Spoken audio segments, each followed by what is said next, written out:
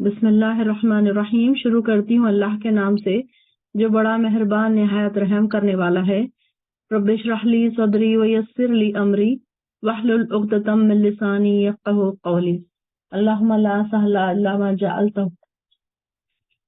جعلتہ سہلا وانت تجعل الحزن اذا شئت سہلا ربی یسر ولا تعسر۔ اللہم فقہنا فی الدین، اللہم فقہنا فی الدین۔ اللہم انی اسألک علما نافعا ورزقا طیبا وعملا متقبلا، آمین یا رب العالمین۔ چلیے آج ہمارا سورہ ہے سورہ بلد۔ بلد کا کیا مطلب ہے؟ شہر۔ کوئی بھی شہر کو بلد کہا جاتا ہے۔ میں اس شہر مکہ کی قسم کھا کر کہتا ہوں، لا اقسم بہذا البلد۔ تو یہاں پر ہاذا سے کیا مراد ہے کہ شہر کون سا؟ مکہ۔ یہاں پر مکہ کی قسم کھائی جا رہی ہے اور آپ اس شہر کو حلال بنانے والے ہیں، اور والد آدم اور اس کے اولاد کی قسم، ہم نے اس انسان کو سختی جھیلتے رہنے والا پیدا کیا۔ اب یہاں پر دیکھیے کہ یہ ہے حضور صلی اللہ علیہ وسلم کے لیے مکہ شہر کچھ وقت کے لیے حلال بنایا گیا تھا کہ وہاں پر جنگ کی جا سکتی، یعنی کہ وہ ایک ٹائم کے لیے صرف مکہ کی حرمت قائم کی گئی تھی، کیونکہ پھر آپ صلی اللہ علیہ وسلم پھر بعد میں سب کے لیے کیا ہو گیا کہ مکے میں کسی کو بھی لڑائی جھگڑا یہ ساری چیزیں حرام ہو گئی تھی۔ تو سیدنا ابو ہریرہ فرماتے ہیں کہ فتح مکہ کے سال قبیلہ قزاعہ نے کیا کیا تھا؟ ایک آدمی کو مار ڈالا تھا، کیونکہ بنو لیث نے قزاعہ کا ایک آدمی پہلے مارا تھا۔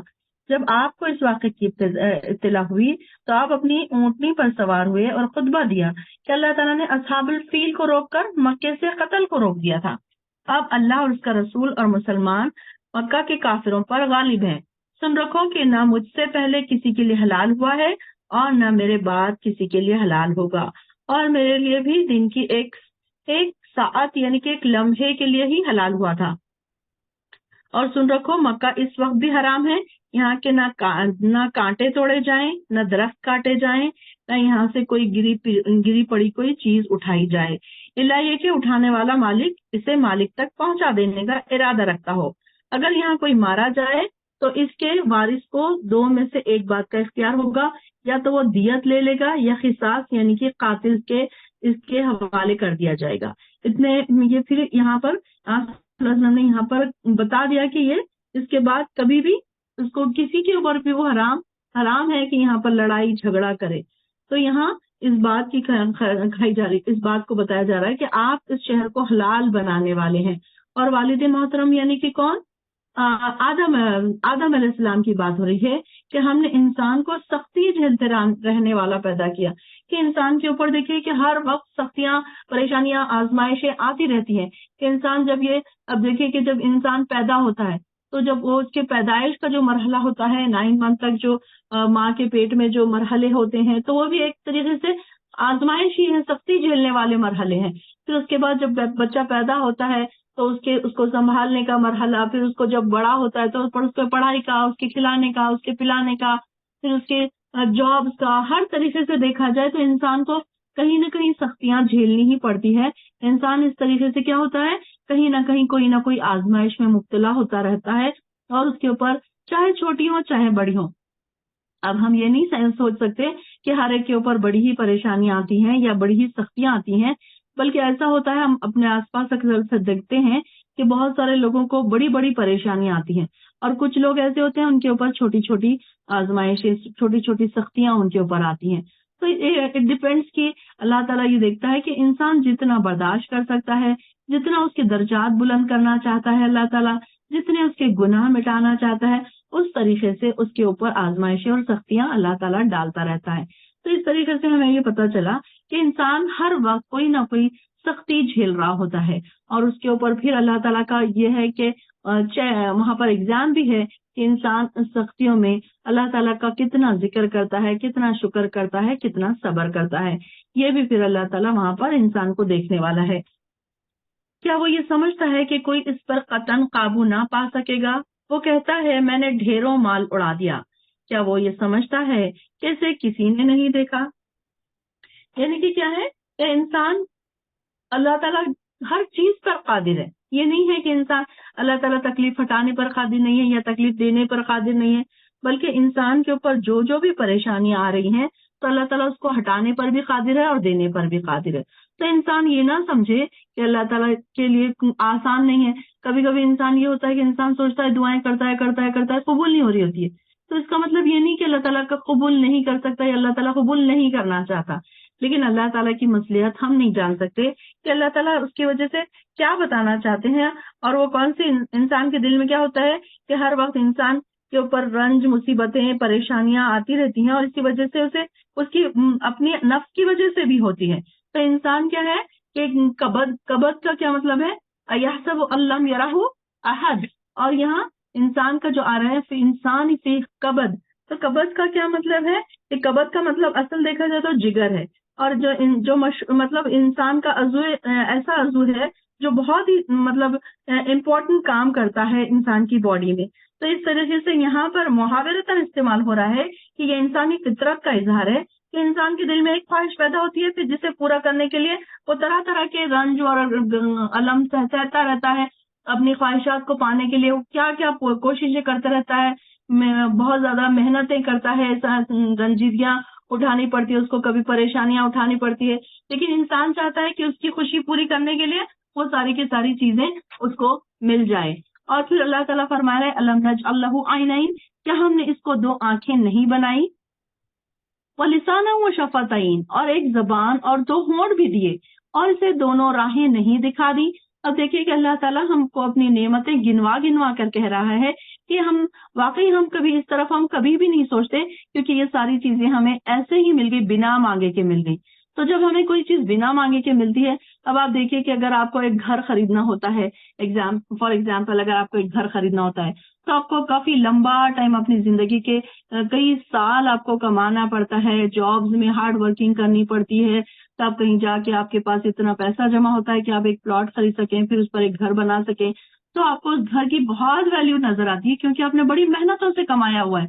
लेकिन जो चीजें अल्लाह ताला ने हमको बिना मांगे दे दी, हम ना उसका कभी शुक्रिया अदा करते हैं, ना कभी उसकी अहमियत समझते हैं, ना कभी हम ये सोचते हैं कि अल्लाह ताला हम पर कितना मेहरबान है कि हम तो उस काबिल हैं ही नहीं, लेकिन उसके बावजूद भी अल्लाह ताला ने ये सारी नेमतें हमको अता कर दी हैं। तो अल्लाह ताला हमसे सवाल कर रहा है कि हमने तुम्हें दो आंखें नहीं अता की, और दो आंखें देने का मकसद क्या है कि हम अल्लाह ताला की नेमतों को देखें, अल्लाह ताला की निशानियों को देखें, अल्लाह के शुक्रगुजार बंदे बने, अल्लाह के इबादत गुजार बंदे बने। तो ये सारी चीजें अल्लाह की जो हिदायत बताने वाली किताब है, इसको हम पढ़ सकें।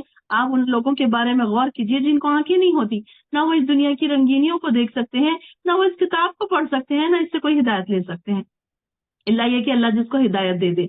अल्लाह ताला ऐसे लोगों को भी हिदायत देता है जिनकी आंखें नहीं होती हैं, उनके पास कोई और रास्ते होते हैं हिदायत पाने के लिए।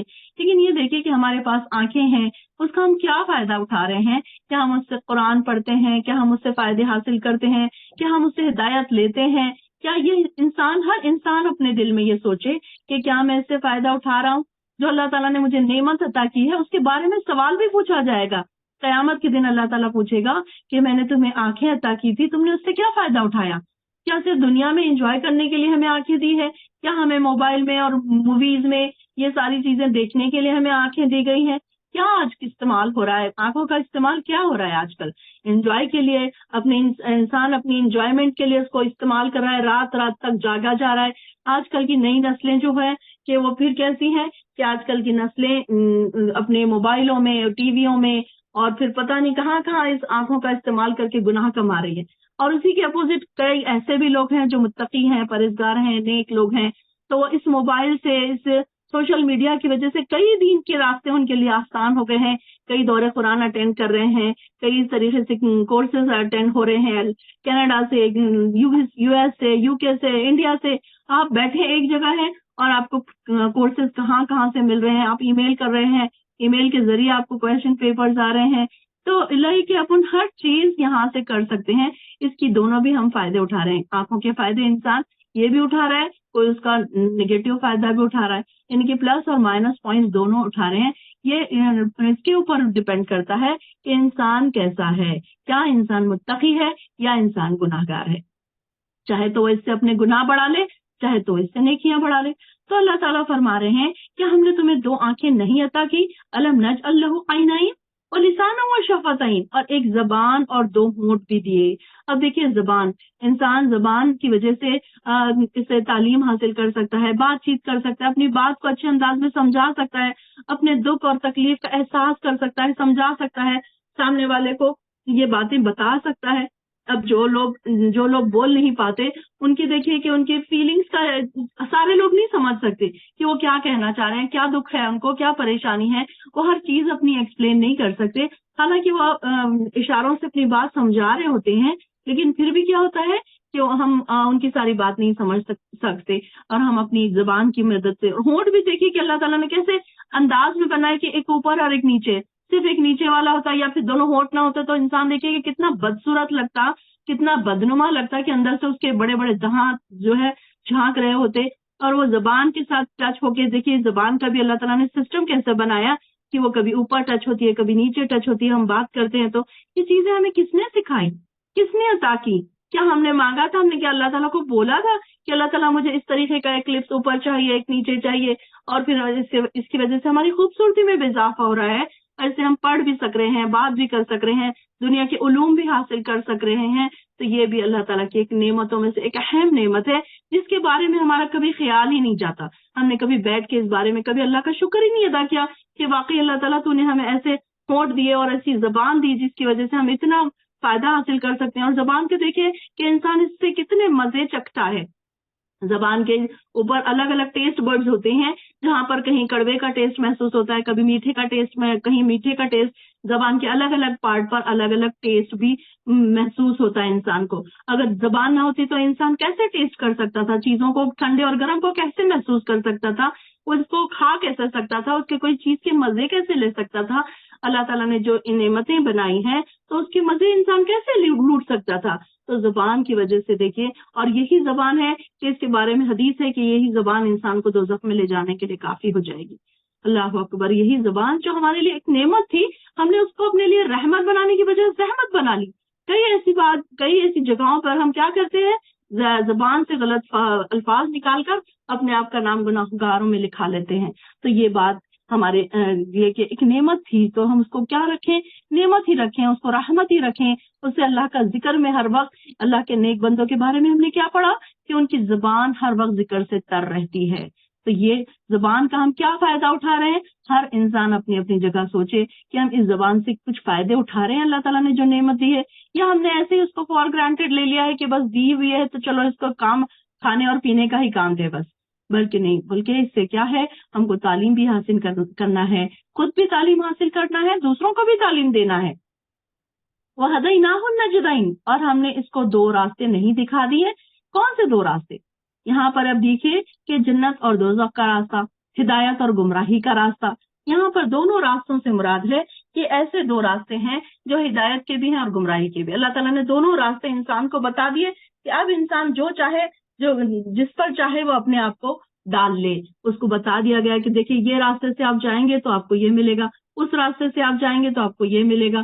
اور یہ کیسا ہے جو دوزخ کی طرف جانے والا جو راستہ ہے، یہ بھی بتا دیا گیا کہ نفس پر ذرا مشکل ہے، ذرا اس کو نفس کو اس کی تکلیف میں ڈالنا پڑے گا، تب کہیں اس راستے سے، یہ دشوار گزار گھاٹی ہے. آگے آئے گا کہ یہ جو نفس کو تکلیف دے کر جو اس راستے پر سے جانا ہے، تو یہ کیسا ہے، جنت میں جانے والا راستہ ہے. تو اپنی نفس پر کنٹرول کرنا پڑے گا، بہت ساری چیزیں چھوڑنا پڑے گی. تو یہ ساری چیزیں کیا ہے، انسان کو پھر جنت کی طرف لے کر جانے والی ہے. اور پھر دوزخ کا جو راستہ ہے وہ ہمارے لیے، جو ہمارے نفسوں کو ہر چیز وہ ہے وہاں پر رکھی ہوئی جو ہمارے نفسوں کو پسند ہے. عیش و عشرت، انجوائمنٹ، لائف میں انجوائے کرنا، نہ اس میں کوئی میل اور فیمیل کا خیال، پارٹیز منانا، انجوائے کرنا، موویز دیکھنا، گانے سننا، یہ ساری چیزیں ہر انسان کو پسند ہوتی ہیں. کون ایسا ہے جس کو یہ پسند نہیں ہوتا؟ وہی جو اللہ کے خاص بندے، جن پر اللہ تعالیٰ اپنی رحمت سے ان کو ہٹا دے ان ساری چیزوں کے دلوں سے محبت، تو بس وہی ہو سکتے ہیں جو اللہ سے دعا کرے کہ اللہ تعالیٰ ہمیں ایسے لوگوں میں سے نہ بنا جن کے دلوں میں دنیا کی محبت ہو، ان ساری چیزوں کی محبت ہو جو تیری نفرت کا، تیری ناراضگی کا سبب بنے. تو اللہ تعالیٰ کہہ رہے ہیں کہ ہم نے تم کو دونوں راستے بھی بتا دیے. کوئی یہ نہ حجت قائم کرے اللہ کے پاس جا کر کہ اللہ تعالیٰ ہمیں تو پتہ ہی نہیں تھا کہ یہاں سے ہم یہ کام کرتے تو اس راستے پر چلے جاتے ہو. اللہ تعالیٰ نے، ہم دیکھ رہے ہیں کہ قرآن کا آخری حصہ ہمارا چل رہا ہے، آپ لوگوں نے غور کر لیا ہوگا کہ بہت ساری چیزیں ہمیں پتہ چل گئی، کون سی ڈونٹس ہیں، کون سی ڈوز ہیں، کیا ہمیں کرنا ہے، کیا ہمیں نہیں کرنا ہے، کن چیزوں سے ہمیں بچنا ہے، کون سی چیزیں ہمیں جنت کی طرف لے کر جانے والی ہے. اللہ تعالیٰ نے ہر چیز کھول کھول کر ہمارے لیے بتا دی ہے کہ اب ہم یہ نہیں بول سکتے کہ اللہ تعالیٰ ہمیں تو پتہ ہی نہیں تھا کہ ایسے کرنا تھا، ایسے نہیں کرنا تھا، یہ کرنا تھا، یہ نہیں کرنا تھا.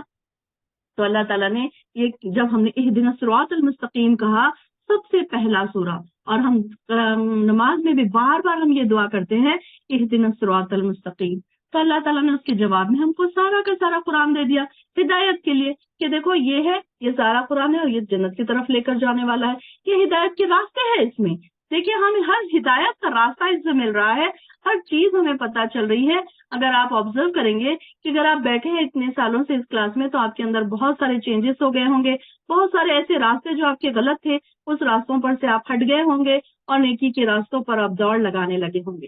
تو یہ کس وجہ سے کہ اللہ تعالیٰ نے عقل دی، سمجھ دی، اور پھر اللہ تعالیٰ جن کو پسند کرتا ہے ان کو ایسی محفلوں میں پہنچا دیتا ہے، ایسے راستے دکھا دیتا ہے جو اللہ تعالیٰ کی طرف جانے والے ہیں، جو جنت کی طرف جانے والے ہیں. اللہ تعالیٰ ہم کو بھی ان لوگوں میں سے بنا دے جن کو اللہ تعالیٰ صحیح راستہ دکھانے والا ہے. اللہم انی اسألک الہدی والتقی والعفاف والغنی، یہ بھی دعا ہم پڑھ سکتے ہیں کہ اللہ تعالیٰ ہمیں تقوی والا بنا دے. اور اہدنا الصراط المستقیم جب آپ پڑھیں تو آپ دل میں یہ محسوس کریں، یہ فیل کریں آپ کہ آپ مانگ کیا رہے ہیں. اب اہدنا الصراط المستقیم، سیدھا راستہ کون سا؟ جو جنت کی طرف جانے والا راستہ ہے، آپ وہ مانگ رہے ہیں. جب بھی آپ اس پر سے، اس آیت پر سے گزریں تو یہ نہ کریں کہ بس جلدی جلدی گزر جائیں، بلکہ آپ جب بھی وہاں سے گزریں تو ٹھہر جائیں، آپ دیکھیں، آپ سوچیں کہ آپ مانگ کیا رہے ہیں، آپ کو چاہیے کیا. اگر آپ کو پیاس لگی ہے تو آپ پانی مانگیں گے، تو آپ کو چائے چاہیے تو آپ چائے کا کہیں گے. ایسا نہیں ہے کہ اگر آپ کو پیاس لگی ہے تو آپ کسی کو کہیں گے تو کوئی آپ کو چائے لا کے دے گا، بلکہ اگر آپ پانی کہیں گے تو آپ کو پانی ہی ملے گا. اسی طریقے سے آپ ہدایت مانگ رہے ہیں. اللہ تعالیٰ کو پتا ہے کہ میرے کون سے بندے ہدایت چاہنے والے ہیں، جو تڑپتے ہیں اللہ کے لیے، راستے پہ دوڑتے ہیں، دوڑ لگاتے ہیں، فاستبقوا الخیرات کی لسٹ میں ہوتے ہیں، وہ اپنے آپ کو پریشانیوں میں ڈالتے ہیں. اب دیکھیے کہ یہاں بہن بیٹھی ہوئی ساری بہنیں جو ہیں تو ان کے کچھ نہ کچھ کام آگے ہوئے ہیں، پیچھے ہوئے ہیں، ڈسٹرب ہوئے ہیں، لیکن انہوں نے اپنے سارے کام کاج چھوڑ کر وہ یہاں آ کر بیٹھے ہیں. کس لیے؟ کس کی؟ اللہ کو راضی کرنے کے لیے. تو اللہ تعالیٰ نے ان کے اوپر رحم فرمایا، احسان کیا. جن پر اللہ تعالیٰ احسان کرتا ہے، جن کو اللہ تعالیٰ پسند کرتا ہے، ان کو ایسے راستے دکھا دیتا ہے. اللہ اکبر. اللہ والے بن جائیں، رب والے بن جائیں، اللہ ایسے بن جائے کہ اللہ ہم سے محبت کرنے لگے. ہم اللہ سے محبت کریں یہ کوئی بڑی بات نہیں ہے، سارے ہی بندے اللہ سے محبت کرتے ہیں، لیکن کچھ لوگ ایسے چنندہ ہوتے ہیں جن سے اللہ محبت کرتا ہے. تو وہ بن جائیں جن سے اللہ محبت کرے، وہ بندے بن جائے جن کو اللہ دوست رکھنا پسند کرے، وہ بندے بن جائے جن کو اللہ تعالیٰ پسند کرے کہ یہ میرے سامنے نماز میں کھڑا رہے، یہ میرے سے باتیں کرے. ایسے بندے بہت کم ہوتے ہیں. بس اللہ کو پسند کرنے والے تو بہت ملیں گے آپ کو، لیکن اللہ تک پہنچنے والے، اللہ کو راضی کر لینے والے بہت کم بندے ہیں جو اللہ تعالیٰ کو راضی کر لیتے ہیں محنتیں کر کے. ایسے ہی نہیں ہوگا، محنتیں کرنی پڑے گی، کوششیں کرنی پڑے گی، تب کہیں جا کر ہم اللہ کو راضی کر سکتے ہیں، اللہ کی پسندیدہ بن سکتے ہیں. پھر اللہ تعالیٰ بھی پسند کرے گا کہ میرا بندہ تہجد میں اٹھے. اب آپ دیکھیں کہ پھر کیسے اللہ تعالیٰ آپ کو تہجد میں نہیں اٹھائے گا. اللہ تعالیٰ جن کو پسند کرے گا کہ یہ میرا بندہ میرے سامنے کھڑا رہے، مجھ سے باتیں کرے، تو ان کو تہجد میں بھی اٹھا دے گا، ان کے ہاتھ میں قرآن بھی دے دے گا. قرآن بھی کیا ہے؟ اللہ تعالیٰ سے بات چیت کرنا ہے. نماز بھی کیا ہے؟ اللہ تعالیٰ سے بات چیت کرنا ہے، سرگوشی کرنا ہے. جو یہ سوچے، جو یہ فیل کرے، اس کو نماز میں بھی مزہ آئے گا اور قرآن پڑھتے وقت بھی اس کو مزہ آئے گا. یہ نہیں ہے کہ قرآن پڑھتے وقت اور نماز پڑھتے وقت انسان یہ سوچے کہ یہ فرض ہے بس میں کسی طرح ادا کر دوں، 5 وقت کی نماز ہے میں کسی طرح ادا کر دوں، میں ایک پارہ آج پڑھ لوں بس بات ختم ہو گئی. نہیں، بلکہ ایک شوق، ایک تڑپ ہونی چاہیے کہ جیسا ہی مجھے ٹائم ملے اب میں قرآن لے کر بیٹھوں، اب میں اس کو سمجھنے کی کوشش کروں، اب میں اس میں غور و فکر کروں، اب میں اس میں تدبر کروں، اب میں اس میں پتہ تو لگاؤں کہ اس میں اللہ تعالیٰ نے کیا بتایا ہے، کون سے الفاظ کے کیا میننگ ہے، کون سا الفاظ کتنے بار آیا ہے. یہ ساری چیزیں انسان جب آگے کے لیول پہ پہنچتا ہے نا تو جب یہ سوچتا ہے. اب پہلے اگر آپ سیکھنے والے ہیں تو آپ صرف سیکھنے والے بنے، پھر اسٹارٹ آہستہ آہستہ آہستہ آہستہ پھر ایک اسٹیپ بائی اسٹیپ پہ آگے سے آگے جاتے جائیں. آپ ان بہنوں سے پوچھیے جن کو لفظی ترجمہ آتا ہے, کتنا مزہ آتا ہے ان کو قرآن پڑھتے وقت. جب اکیلے میں وہ پڑھ رہے ہوتے ہیں ان کی آنکھوں سے آنسو جاری ہوتے ہیں. کیوں؟ کیونکہ انہیں سمجھ رہا ہے.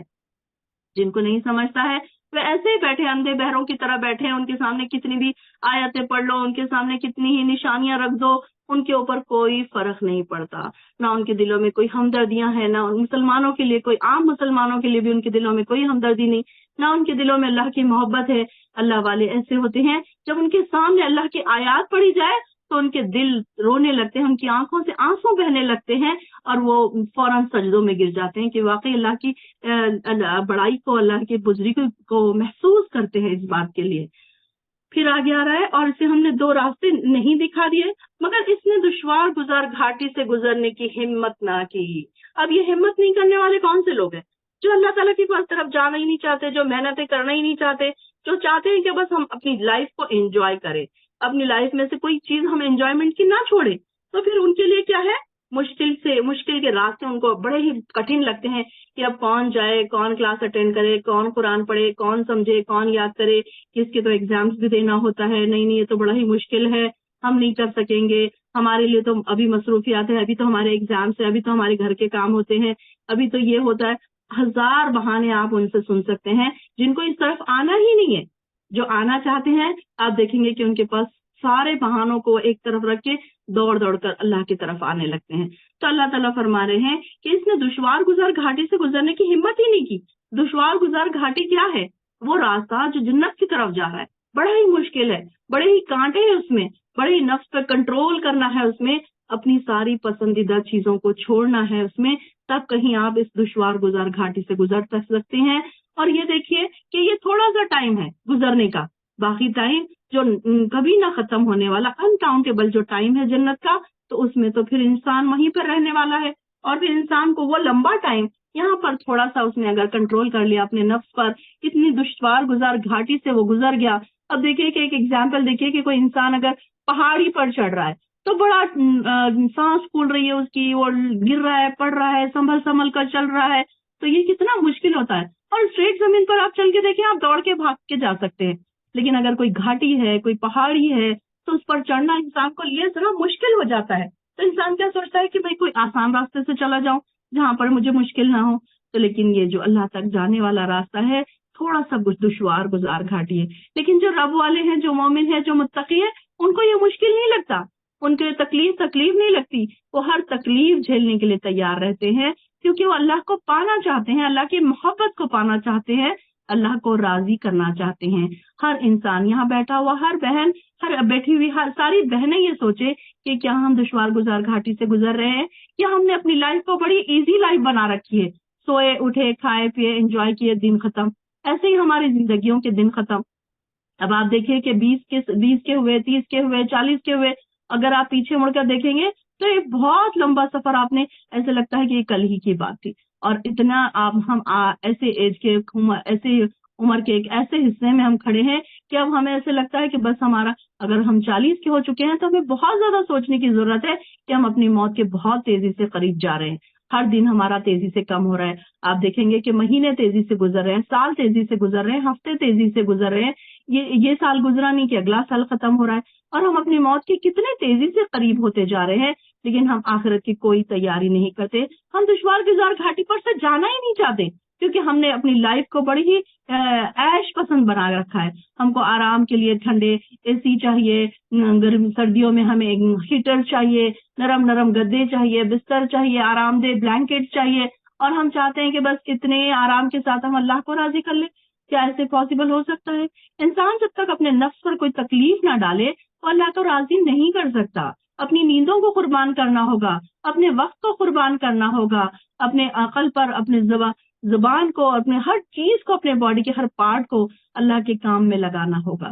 تب کہیں ہم اس دشوار گزار گھاٹی سے گزر سکتے ہیں, اور تب کہیں اللہ کو پا سکتے ہیں. ہم اگر آج 40 کے ہیں, 50 کے ہیں, تو بہت زیادہ سوچنے کی ضرورت ہے کہ ہم نے اپنی عبادتوں میں کیا اضافہ کیا, یا وہی ہم لنگڑی لولی ہماری ٹوٹی پھوٹی باتیں جو بچوں کی ہوا کرتی تھی, جلدی نماز پڑھنے والی, کیا ابھی بھی ہم ویسے ہی ہیں؟ کیا ہم نے کوئی اضافہ کیا ہے؟ کیا ہم نے نوافل میں اضافہ کیا ہے؟ کیا ہم نے سنتوں میں اضافہ کیا ہے؟ کیا ہم نے قرآن میں اضافہ کیا ہے؟ کیونکہ اب ہم بہت قریب سے قریب تر ہوتے جا رہے ہیں اپنی آخرت کے، اپنی موت کے ہم قریب ہوتے جا رہے ہیں.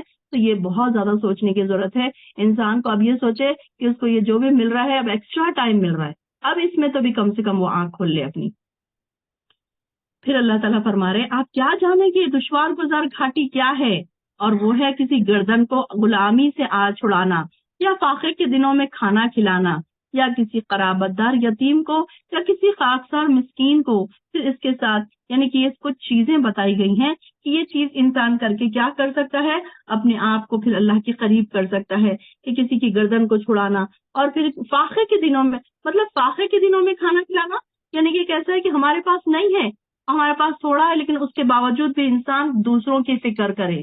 اب یہ دیکھیں کہ کتنے پریشان لوگ ہیں ہمارے آس پاس.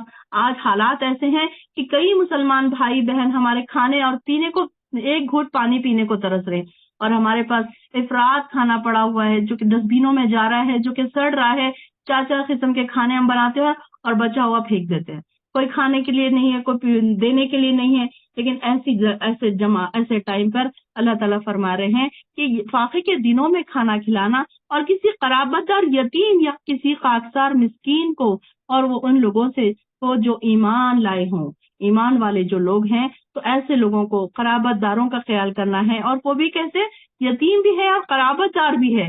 یعنی کہ انسان کیا کرتا ہے، باہر والوں کو تو بہت دیتا ہے لیکن اپنے قرابت داروں کو بھول جاتا ہے. تو یہاں پر سب سے پہلے قرابت داروں کا ذکر آ رہا ہے، پھر یتیم کا، اور پھر اس میں پھر ایسے لوگ جو غریب ہیں، بہت زیادہ غریب ہے، پھر مسکین بھی ہے. پھر اس میں ایسے بھی لوگ ہو سکتے ہیں جو مانگتے نہیں ہیں، ہمیں تو ظاہری طور پر وہ امیر نظر آتے ہیں، لیکن ہو سکتا ہے کہ ان کی اندرونی کوئی پریشانیاں ہو سکتی ہیں. تو ایسے لوگوں کو بھی دینے کی یہاں پر بات بتائی جا رہی ہے. پھر اس کے ساتھ یہ ان لوگوں میں سے ہوا جو ایمان لائے اور ایک دوسرے کو صبر کرنے کی اور ایک دوسرے پر رحم کرنے کی وصیت کی. وآمنوا ثم كان من الذين آمنوا وتواصوا بالصبر وتواصوا بالمرحمہ. یعنی یہ نیک انسان کیا ہوتا ہے؟ ایک تو خود بھی صبر کرتا ہے اور دوسروں کو بھی صبر کی تلقین کرتا ہے، خود بھی رحم کرتا ہے، دوسروں کو بھی رحم کرنے کی تلقین کرتا ہے. صبر کرنا کیسا ہے؟ ایسا نہیں ہے کہ انسان پہلے واویلا کر لے، چلا پکار کر لے، اپنا سارا غصہ نکال دے، بعد میں اب خاموش بیٹھ جائے، جب اس کے پاس کوئی چارہ ہی نہ بچے تو وہ کہے کہ اب میں صبر کرتا ہوں. بلکہ میں نے بتایا تھا آپ کو اس سے پہلے بھی کہ صبر کب ہوتا ہے؟ جب انسان کے اوپر تکلیف کا، شدت کا، آزمائش کا جو پہلا جھٹکا جو اس کو پہنچے، اس وقت وہ صبر کرے. تو یہاں پر صبر نیک لوگوں کی بات جو کوالٹیز بتائی جا رہی ہے وہ کون سی کوالٹیز ہیں؟ ایک تو صبر کرنے والے ہوتے ہیں اور دوسروں پر رحم کرنے والے ہوتے ہیں. یہی لوگ صاحب سعادت ہیں، اصحاب المیمنہ ہیں یہ لوگ، یعنی کہ رائٹ ہینڈ والے لوگ ہیں یہ. اور جنہوں نے ہماری آیات کا انکار کیا وہی بدبخت ہے. اصحاب المشأمہ، لیفٹ ہینڈ والے. ہم نے پڑھا تھا رائٹ ہینڈ والے لوگ کون سے ہوں گے اور لیفٹ ہینڈ والے کون سے ہوں گے. اور ان کے لیے آگ ہے جو ہر طرف سے بند کر دی گئی ہے. یعنی کہ جو آگ ہے کیسی ہے؟ بڑے بڑے ستونوں کی طرح ہے. ہم آگے پڑھیں گے کہ دوزخ میں کچھ ایسے جگہیں ہیں جو ستونوں کی طرح ہے.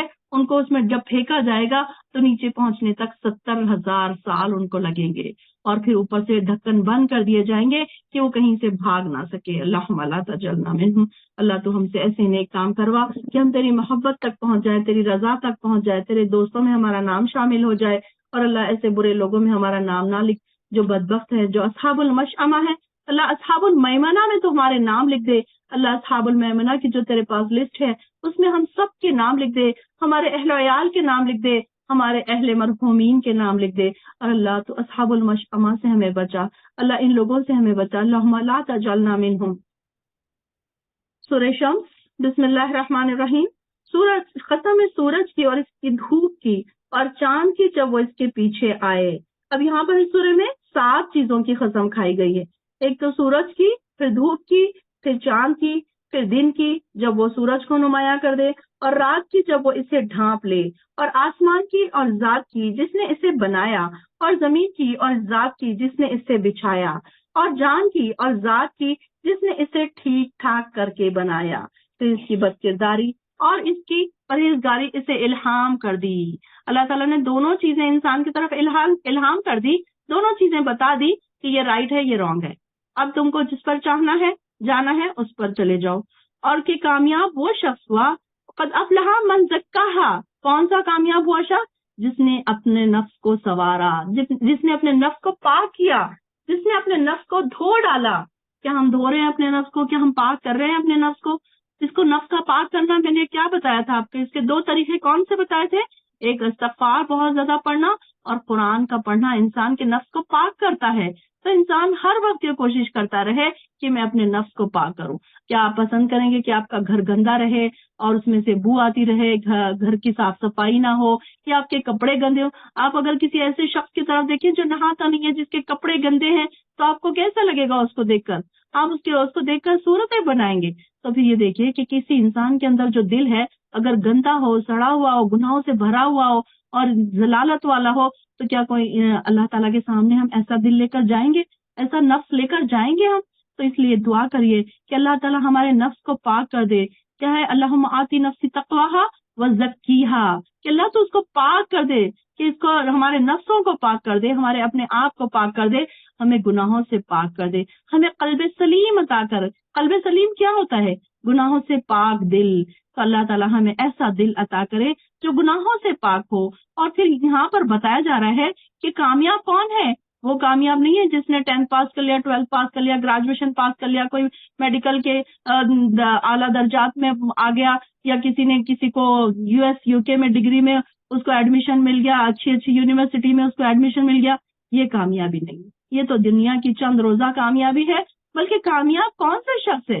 جو اللہ کے پاس کامیاب ہو گیا، اللہ کے سامنے کھڑا ہو تو اپنے نفس کو پاکیزہ نفس لے کر کھڑا ہو، وہ اصل کامیابی ہے۔ اور پھر جس نے اپنے نفس کو سنوار لیا، اور وہ نامراد ہوگا جس نے اسے خاک آلود رکھا۔ کوئی پسند نہیں کرتا نا گندی چیزوں کو۔ کیا آپ پسند کریں گے آپ کے کپڑے گندے ہوں؟ اگر آپ نے 8 دن تک کپڑے نہیں بدلے، گندی اسمیل آ رہی ہے، اس میں سے مٹی ہو گئی ہے، تو آپ کیا پسند کریں گے اسی کپڑوں میں رہنا؟ پھر گندا دل لے کر رہنا کیسے پسند کر سکتا ہے کوئی انسان؟ کیسے پسند کر سکتا ہے کہ وہ آلودہ ہو، گناہوں سے آلودہ؟ یہاں پر کیسے؟ گناہوں سے آلودہ جسم، گناہوں سے آلودہ دل، گناہوں سے آلودہ نفس، یہ ساری چیزیں انسان لے کر کیسے گھوم سکتا ہے؟ یہی بات ہے نا کہ انسان کو نظر نہیں آتا۔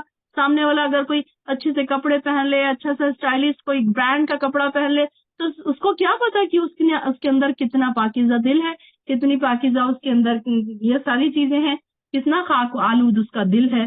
تو یہ کیا بتایا جا رہا ہے کہ انسان کیا کرے؟ اپنے آپ کو پہلے پاک کرے، گناہوں سے پاک کرنے کی کوشش ہر وقت انسان کرتا رہے۔ سمود نے اپنی سرکشی کی بنا پر حق کو جھٹلایا، جبکہ ان کا سب سے بڑا بدبخت بفر اٹھا، تو پھر اللہ کے رسول نے انہیں کہا، اللہ کی اونٹنی اس کے پانی پینے کی باری کے معاملے میں بچو۔ اب یہ کس کی بات ہو رہی ہے؟ کہ یہ جو شخص تھا، بدبخت جو شخص تھا، جس کا نام تفسیر میں قدار بن صالح بتایا جاتا ہے، اس کی بات ہو رہی ہے کہ یہ بڑا سرکش انسان تھا، بڑے گناہوں میں آگے بڑھا ہوا تھا۔ اور جب اللہ کی اونٹنی جو تھی، نشانی انہوں نے مانگی تھی، تو جو حاملہ اونٹنی جو اللہ تعالیٰ نے بھیجی تھی، تو اس کے بارے میں ہم نے کیا پڑھا کہ اس کا ایک دن پانی پینے کا ہوتا تھا اور سارے جانوروں کا ایک دن، کیونکہ وہ بہت سارا پانی پی جاتی تھی۔ تو یہ لوگ بڑے پریشان ہو گئے۔ اب انہوں نے خود ہی مانگی تھی نشانی، اور خود ہی ان کے پاس اب آئی نشانی، تو انہوں نے کیا کیا کہ اس سے چھٹکارا حاصل کرنا چاہتے تھے۔ تو انہوں نے کیا سرکشی کی، اور ان کے پاس جو ایک شخص تھا، بڑا ہی شریر قسم کا، مضبوط، بڑا خداور جو شخص تھا، خدار بن صالح تھا۔ تو یہ کیا ہے کہ اپنی قوم کا جو سرکش شخص تھا، تو اس نے کیا کیا کہ اس نے کہا کہ میں یہ کام کرتا ہوں، اور میں کیا کروں گا کہ اس اونٹنی کی کونچے میں کاٹ ڈالوں گا۔ تو اس نے کیا کیا؟ اونٹنی کی کونچیں کاٹ ڈالی۔ تو اس کے پروردگار نے اس کے گناہ کے وجہ سے ایسی آفت نازل کی کہ انہیں زمین بوس کر کے برابر کر دیا۔ وہ ایسی تباہی کے انجام سے ڈرتا نہیں؟ کیا وہ ایسی تباہی کے انجام سے ڈرتا نہیں؟ یعنی کہ ایسے ان کے اوپر ایسا عذاب آیا کہ وہ سارے کے سارے پھر دھسا دیے گئے۔ سورۃ اللیل، بسم اللہ الرحمن الرحیم۔ رات کی قسم جب وہ چھا جائے، اور دن کی جب وہ روشن ہو، اور اس ذات کی جس نے نر اور مادہ پیدا کیے، کہ تمہاری کوشش یقیناً مختلف قسم کی ہے، کہ جس نے اللہ کی راہ میں مال دیا اور پرہیزگاری اختیار کی اور بھلی باتوں کی تصدیق کی، تو ہم اسے آسان راہ پر چلنے کی سہولت دیں گے۔ اب دیکھیے کہ کون سے لوگوں کو اللہ تعالیٰ آسانی پیدا کرے گا۔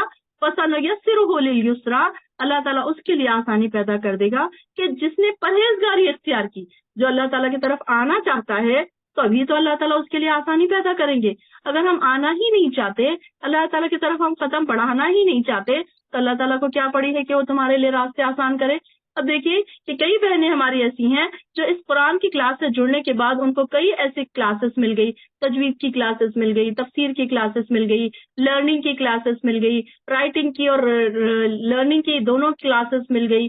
تو ان کو کیسے راستے اللہ تعالیٰ نے آسان کر دیے اور ان کی زندگیاں بدل گئی, ان کے وقت صحیح جگہ پر یوٹیلائز ہونے لگے. تو یہ کن کی بات ہو رہی ہے کہ جس نے بھلی باتوں کی تصدیق کی. اللہ تعالیٰ نے جو قرآن میں بھلی باتیں بتائی ہیں, اچھی باتیں بتائی ہیں, اس کی تصدیق کرنا بھی ایک پرہیزگاری میں آتا ہے. تو اللہ تعالیٰ کیا کہہ رہے ہیں, ہم اسے آسان راہ پر چلنے کی سہولت دیں گے. اب دیکھیے کہ سہولت ملنا بھی ایک اللہ تعالیٰ کی طرف سے ایک گفٹ ہے, ہر انسان کے لیے پاسبل نہیں ہے. کئی لوگ ایسے ہیں جو آنا بھی چاہتے ہیں, ان کے لیے راستے نہیں بن رہے. کئی لوگ ایسے ہیں جو آنا ہی نہیں چاہتے, تو ان کے لیے اللہ تعالیٰ نے راستے بھی بند کر دیے. اور کئی لوگ جو آنا چاہتے ہیں اور آ نہیں پا رہے, اللہ تعالیٰ ان کو گھر بیٹھے بھی کیا کر رہے ہیں, اس کا اجر دے رہے ہیں.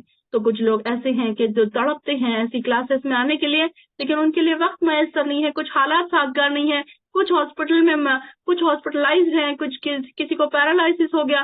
اب آپ دیکھیں کہ آپ سب کتنے خوش قسمت ہیں کہ اللہ کی اس محفل میں بیٹھے ہیں. اللہ تعالیٰ نے آپ کے لیے آسانی کر دی.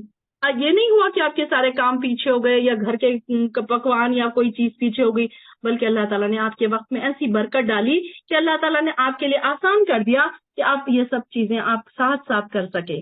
تو اللہ تعالیٰ دیکھیے کہ جس کے لیے چاہتا ہے آسانی بھی پیدا کر دیتا ہے. اور وہ کون سے لوگ ہیں؟ پرہیزگار لوگ, متقی لوگ. اپنے آپ کو چیک کریے کہ کیا ہم ہیں پرہیزگار, کیا ہم ہیں متقی, یا پھر ہمیں اور بہت ساری کوالٹیز ہمیں اپنے اندر ڈالنے کی ضرورت ہے, جس کے بعد ہم پرہیزگاروں کی لسٹ میں چلے جائیں, متقی کی لسٹ میں چلے جائیں. اور جس نے بخل کیا اور بے پرواہ بنا رہا تو اور بھلائی کو جھٹلایا, تو ہم اسے تنگی کی راہ پر چلنے کی سہولت دیں گے. یہاں پر وَكَذَّبَ بِالْحُسْنَى فَسَنُيَسِّرُهُ لِلْيُسْرَى, سیم آیت نمبر 7 اور آیت نمبر 10, دونوں میں آسانی کون سی ہے؟ ایک کے لیے آسانی کون سی ہے؟ نیک راستوں پر جانے کی, ہدایت کے راستوں پر جانے کی آسانیاں ان کے لیے ہے. اور یہاں پر کس کے لیے آسانی ہے؟ آپ غلط راستے پر جانا چاہ رہے ہیں, آپ کے لیے وہی راستے آسان ہیں. دیکھیے آپ کے ہمارے آس پاس کئی لوگ ایسے ہیں جن کے لیے وہ راستے آسان ہیں جن کو انہوں نے پسند کیا, جو برے راستوں پر جانا چاہتے ہیں. اب دیکھیے کہ ان کے فرینڈ سرکل بھی ویسے ہی ہوتے ہیں, ان کے دوست احباب بھی ویسے ہی ہوتے ہیں, ان کے گھر والے بھی ویسے ہی ہوتے ہیں, ان کا آس پاس کا سارا ماحول ویسا ہی ہوتا ہے, اور پھر اللہ تعالیٰ ان کے لیے وہی راستے آسان کر دیتا ہے. اللہ تعالیٰ کو کوئی نہیں پڑی کہ ایسے انسان کو پھر ادھر بلائے, کہ اللہ تعالیٰ ایسے لوگوں سے محبت کرتا ہے جو اس سے محبت کرتے ہیں, جو اس کے لیے دوڑ دوڑ کر آتے ہیں, اپنی قیمتی وقت میں سے قیمتی وقت نکالتے ہیں اور ایسی محفلوں میں جانا پسند کرتے ہیں, قرآن کو پڑھنا پسند کرتے ہیں, اس کو سمجھنا پسند کرتے ہیں, اس کو سیکھنا پسند کرتے ہیں, راتوں میں تہجد کو اٹھتے ہیں, اپنی نیندوں کو خراب کرتے ہیں, اپنے نفس پر تکلیف ڈال کر اٹھتے ہیں. تو ایسے لوگوں کے لیے اللہ تعالیٰ راستے آسان کرتا ہے. ایسے لوگوں کے لیے تو کوئی اللہ تعالیٰ کے پاس نہیں ہے. اللہ تعالیٰ بھی دیکھ رہا ہے کہ میرا بندہ میرے لیے کتنا تڑپ کے آ رہا ہے. یہاں بیٹھی ہوئی تمام بہنوں کے لیے اللہ تعالیٰ نے راستے بھی آسان کیے, ان کے اوپر رحمتیں بھی مل رہی ہیں, انہیں نعمتوں پہ سے نوازا جا رہا ہے, اور ان کے نام آسمانوں پر پکارے جا رہے ہیں. اللہ تعالیٰ کتنے خوش قسمت ہیں وہ لوگ جو یہاں بیٹھے ہیں. اللہ تعالیٰ ان کے نام اپنے فرشتوں کے سامنے آسمانوں پر لے رہا ہے. اپنی لسٹ میں اللہ تعالیٰ ان لوگوں کے نام لکھ رہا ہے جو یہاں بیٹھے ہیں, جنہوں نے اپنا قیمتی وقت اللہ کی راہ میں خرچ کیا. کئی لوگ ایسے ہیں کہ یہی 1 گھنٹہ 1.5 گھنٹہ کسی مووی دیکھنے میں خرچ کر دیں گے, گیم کھیلنے میں خرچ کر دیں گے, کہیں گھومنے پھرنے میں خرچ کر دیں گے, کسی مال میں جانے کے لیے خرچ کر دیں گے. ان کا بھی ٹائم یوٹیلائز ہوا, ہمارا بھی ٹائم یوٹیلائز ہوا, لیکن ہمارا ٹائم کتنا ویلیویبل بن گیا. یہی ٹائم ہم 1 گھنٹہ لیٹ کے اٹھتے ہیں, ہماری نیند ایسے لگتا بس ہم سویا اور اٹھ گئے. لیکن یہاں بیٹھنے کا فائدہ دیکھیے کہ اللہ تعالیٰ کی گڈ لسٹ میں آپ آ گئے. اللہ تعالیٰ نے آپ کو اس کی جنتوں کا وارث بنا دیا, جنت الفردوس آپ کے نام لکھ دی. ہمیں نہیں پتا کہ اللہ تعالیٰ ہمارے لیے کیا کیا نعمتیں چھپا کر رکھ رہا ہے. اللہ تعالیٰ نے کیا فرمایا کہ میں اپنے بندوں کے لیے ایسی ایسی نعمتیں چھپا کر رکھ رہا ہوں, پھر میرا بندہ جب آئے گا تو میں اسے وہ ساری چیزیں دوں گا. اللہ اکبر, اللہم اجعلنا منہم. اللہ تعالیٰ اپنی رحمت سے ہمیں اپنی خاص کر لے, اپنے دوستوں میں ہمارا نام لکھ لے, اور اللہ تعالیٰ ہمارے لیے نیکی کے راستے آسان کر دے اور برائی کے راستے ہمارے اوپر بند کر دے, اور ہمارے اہل ویال کے لیے آسانی کر دے. اور جب وہ جہنم کے گھڑے میں گرے گا تو اس کا مال اس کے کچھ کام نہ آئے گا. بے شک راہ دکھانا ہمارے ذمہ ہے, اور آخرت اور دنیا دونوں کے مالک ہم ہیں, اور بے شک ہم ہی مالک ہیں. یعنی کہ دیکھیے اللہ تعالیٰ جس کو چاہتا ہے سیدھی راہ دکھا دیتا ہے، لیکن پھر بات وہی ہے کہ جو چاہتا ہے، جو تڑپتا ہے، جو کوششیں کرتا ہے، جو دعائیں کرتا ہے سیدھی راہ کی، پھر اللہ تعالیٰ اس کو سیدھی راہیں دکھا دیتا ہے۔ لہٰذا میں نے تمہیں بھڑکتی آگ سے ڈرا دیا، اس میں وہی گرے گا جو بڑا بدبخت ہے۔ اللہ اکبر، کہ یہ ڈرا تو دیا اللہ تعالیٰ نے، اب بچنا ہمارا کام ہے۔ اب یہ نہیں اللہ تعالیٰ کا کام کہ وہ تم کو بچاتا بھی پھرے، کہ تم ادھر جانے سے روکے، بس اللہ تعالیٰ نے دونوں راستے بتا دیے اور بھڑکتی ہوئی آگ سے بھی ڈرا دیا۔ بار بار ہم دوزخ کے تذکرے پڑھتے رہے ہیں کہ اگر کوئی انسان اتنی بار دوزخ کے تذکرے پڑھے تو وہ کیسے پاسبل ہے کہ وہ اللہ کی ناراضگی والے کام کرے، کیسے وہ نماز قضا کرے، کیسے وہ روزے توڑے، کیسے وہ روزے چھوڑے، کیسے وہ نیکی کے کاموں میں دوڑ دوڑ کرنا آئے، جبکہ اگر انسان کو ڈرا دیا گیا ہے، بار بار دوزخ کے تذکرے ہم نے سنے ہیں، کتنی سخت دوزخ ہے۔ اللہ اکبر، اللہم لا تجعلنا منہم۔ اللہ اتنی سخت دوزخ کو ہم تو نہیں برداشت کر سکتے، اللہ نہ ہم اور نہ ہماری اہل و عیال اس کو برداشت کر سکتے ہیں، تو اس بھڑکتی ہوئی آگ سے ہمیں بچا لینا۔ اللہ اکبر، اللہ تو اس بھڑکتی ہوئی آگ سے ہم کو اور ہمارے اہل و عیال کو بچا لینا۔ اور اس میں کون گرے گا؟ جو بدبخت ہے۔ یہاں پر ایسے انسان بدبخت کے کیا مطلب ہے؟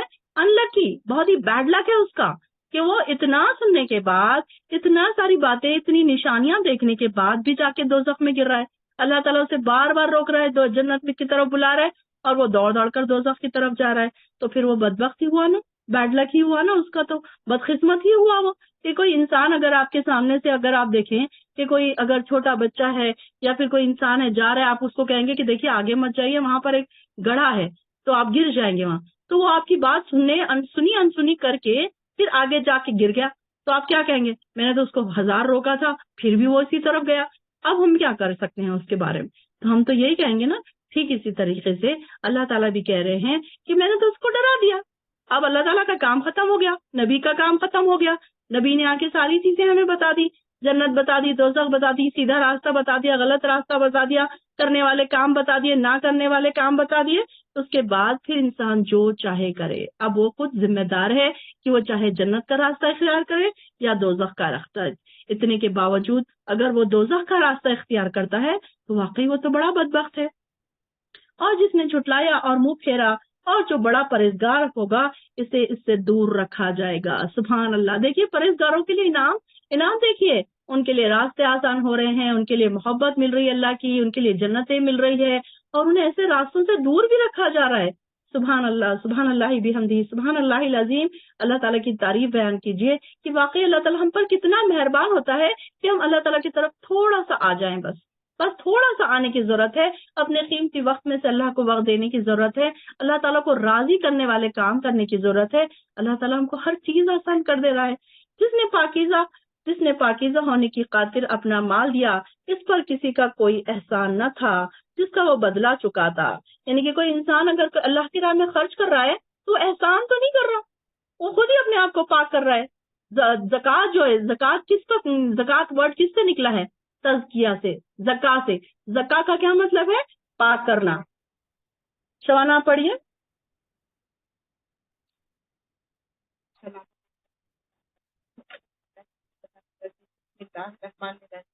مگر صرف چاہنے کے لیے کہتا اپنے رب کا بدر، اور یقیناً عنقریب کو اللہ راضی ہو جائے گا۔ یہاں سے سورہ دوحہ اسٹارٹ کرا۔ بسم اللہ الرحمن الرحیم۔ قسم ہے چڑھے دن کی اور رات کی جب وہ چھا جائے، نہیں چھوڑا آپ کو آپ کے رب نے اور نہ وہ آپ سے ناراض ہوا، اور یقیناً آخرت بہت بہتر ہے آپ کے لیے دنیا سے، اور البتہ عنقریب عطا کرے گا آپ کو آپ کا رب دیکھ کے آپ راضی ہو جائیں گے۔ کیا نہیں پایا اس نے آپ کو یتیم، پھر اس نے زکات دی، اور اس نے آپ کو ناواقف سے راہ پایا، پھر اس نے ہدایت دی، اور اس نے پایا آپ کو تنگ دست تو اس نے غنی کر دیا۔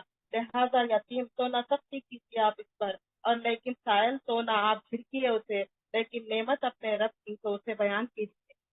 یہاں سے سورہ علم نشرح اسٹارٹ ہو رہا۔ بسم اللہ الرحمن الرحیم۔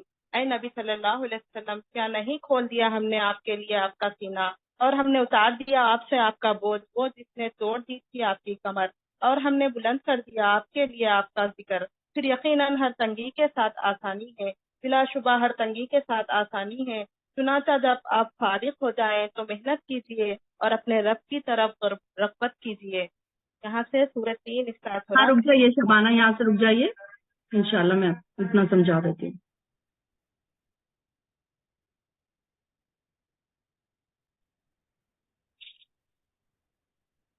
سورہ دوحہ.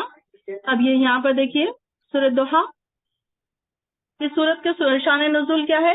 پہلی وہی آپ کو پر غار حرا میں نازل ہوئی تھی جو سورہ الق کی ابتدائی 5 آیت تھی. اس بار وہی کے کوف کا یہ حال تھا کہ آپ نے سیدہ خدیجہ رضی اللہ عنہا کو بتایا کہ یہ مطلب آپ ڈر رہے تھے نا، بہت زیادہ خوف زدہ ہو رہے تھے.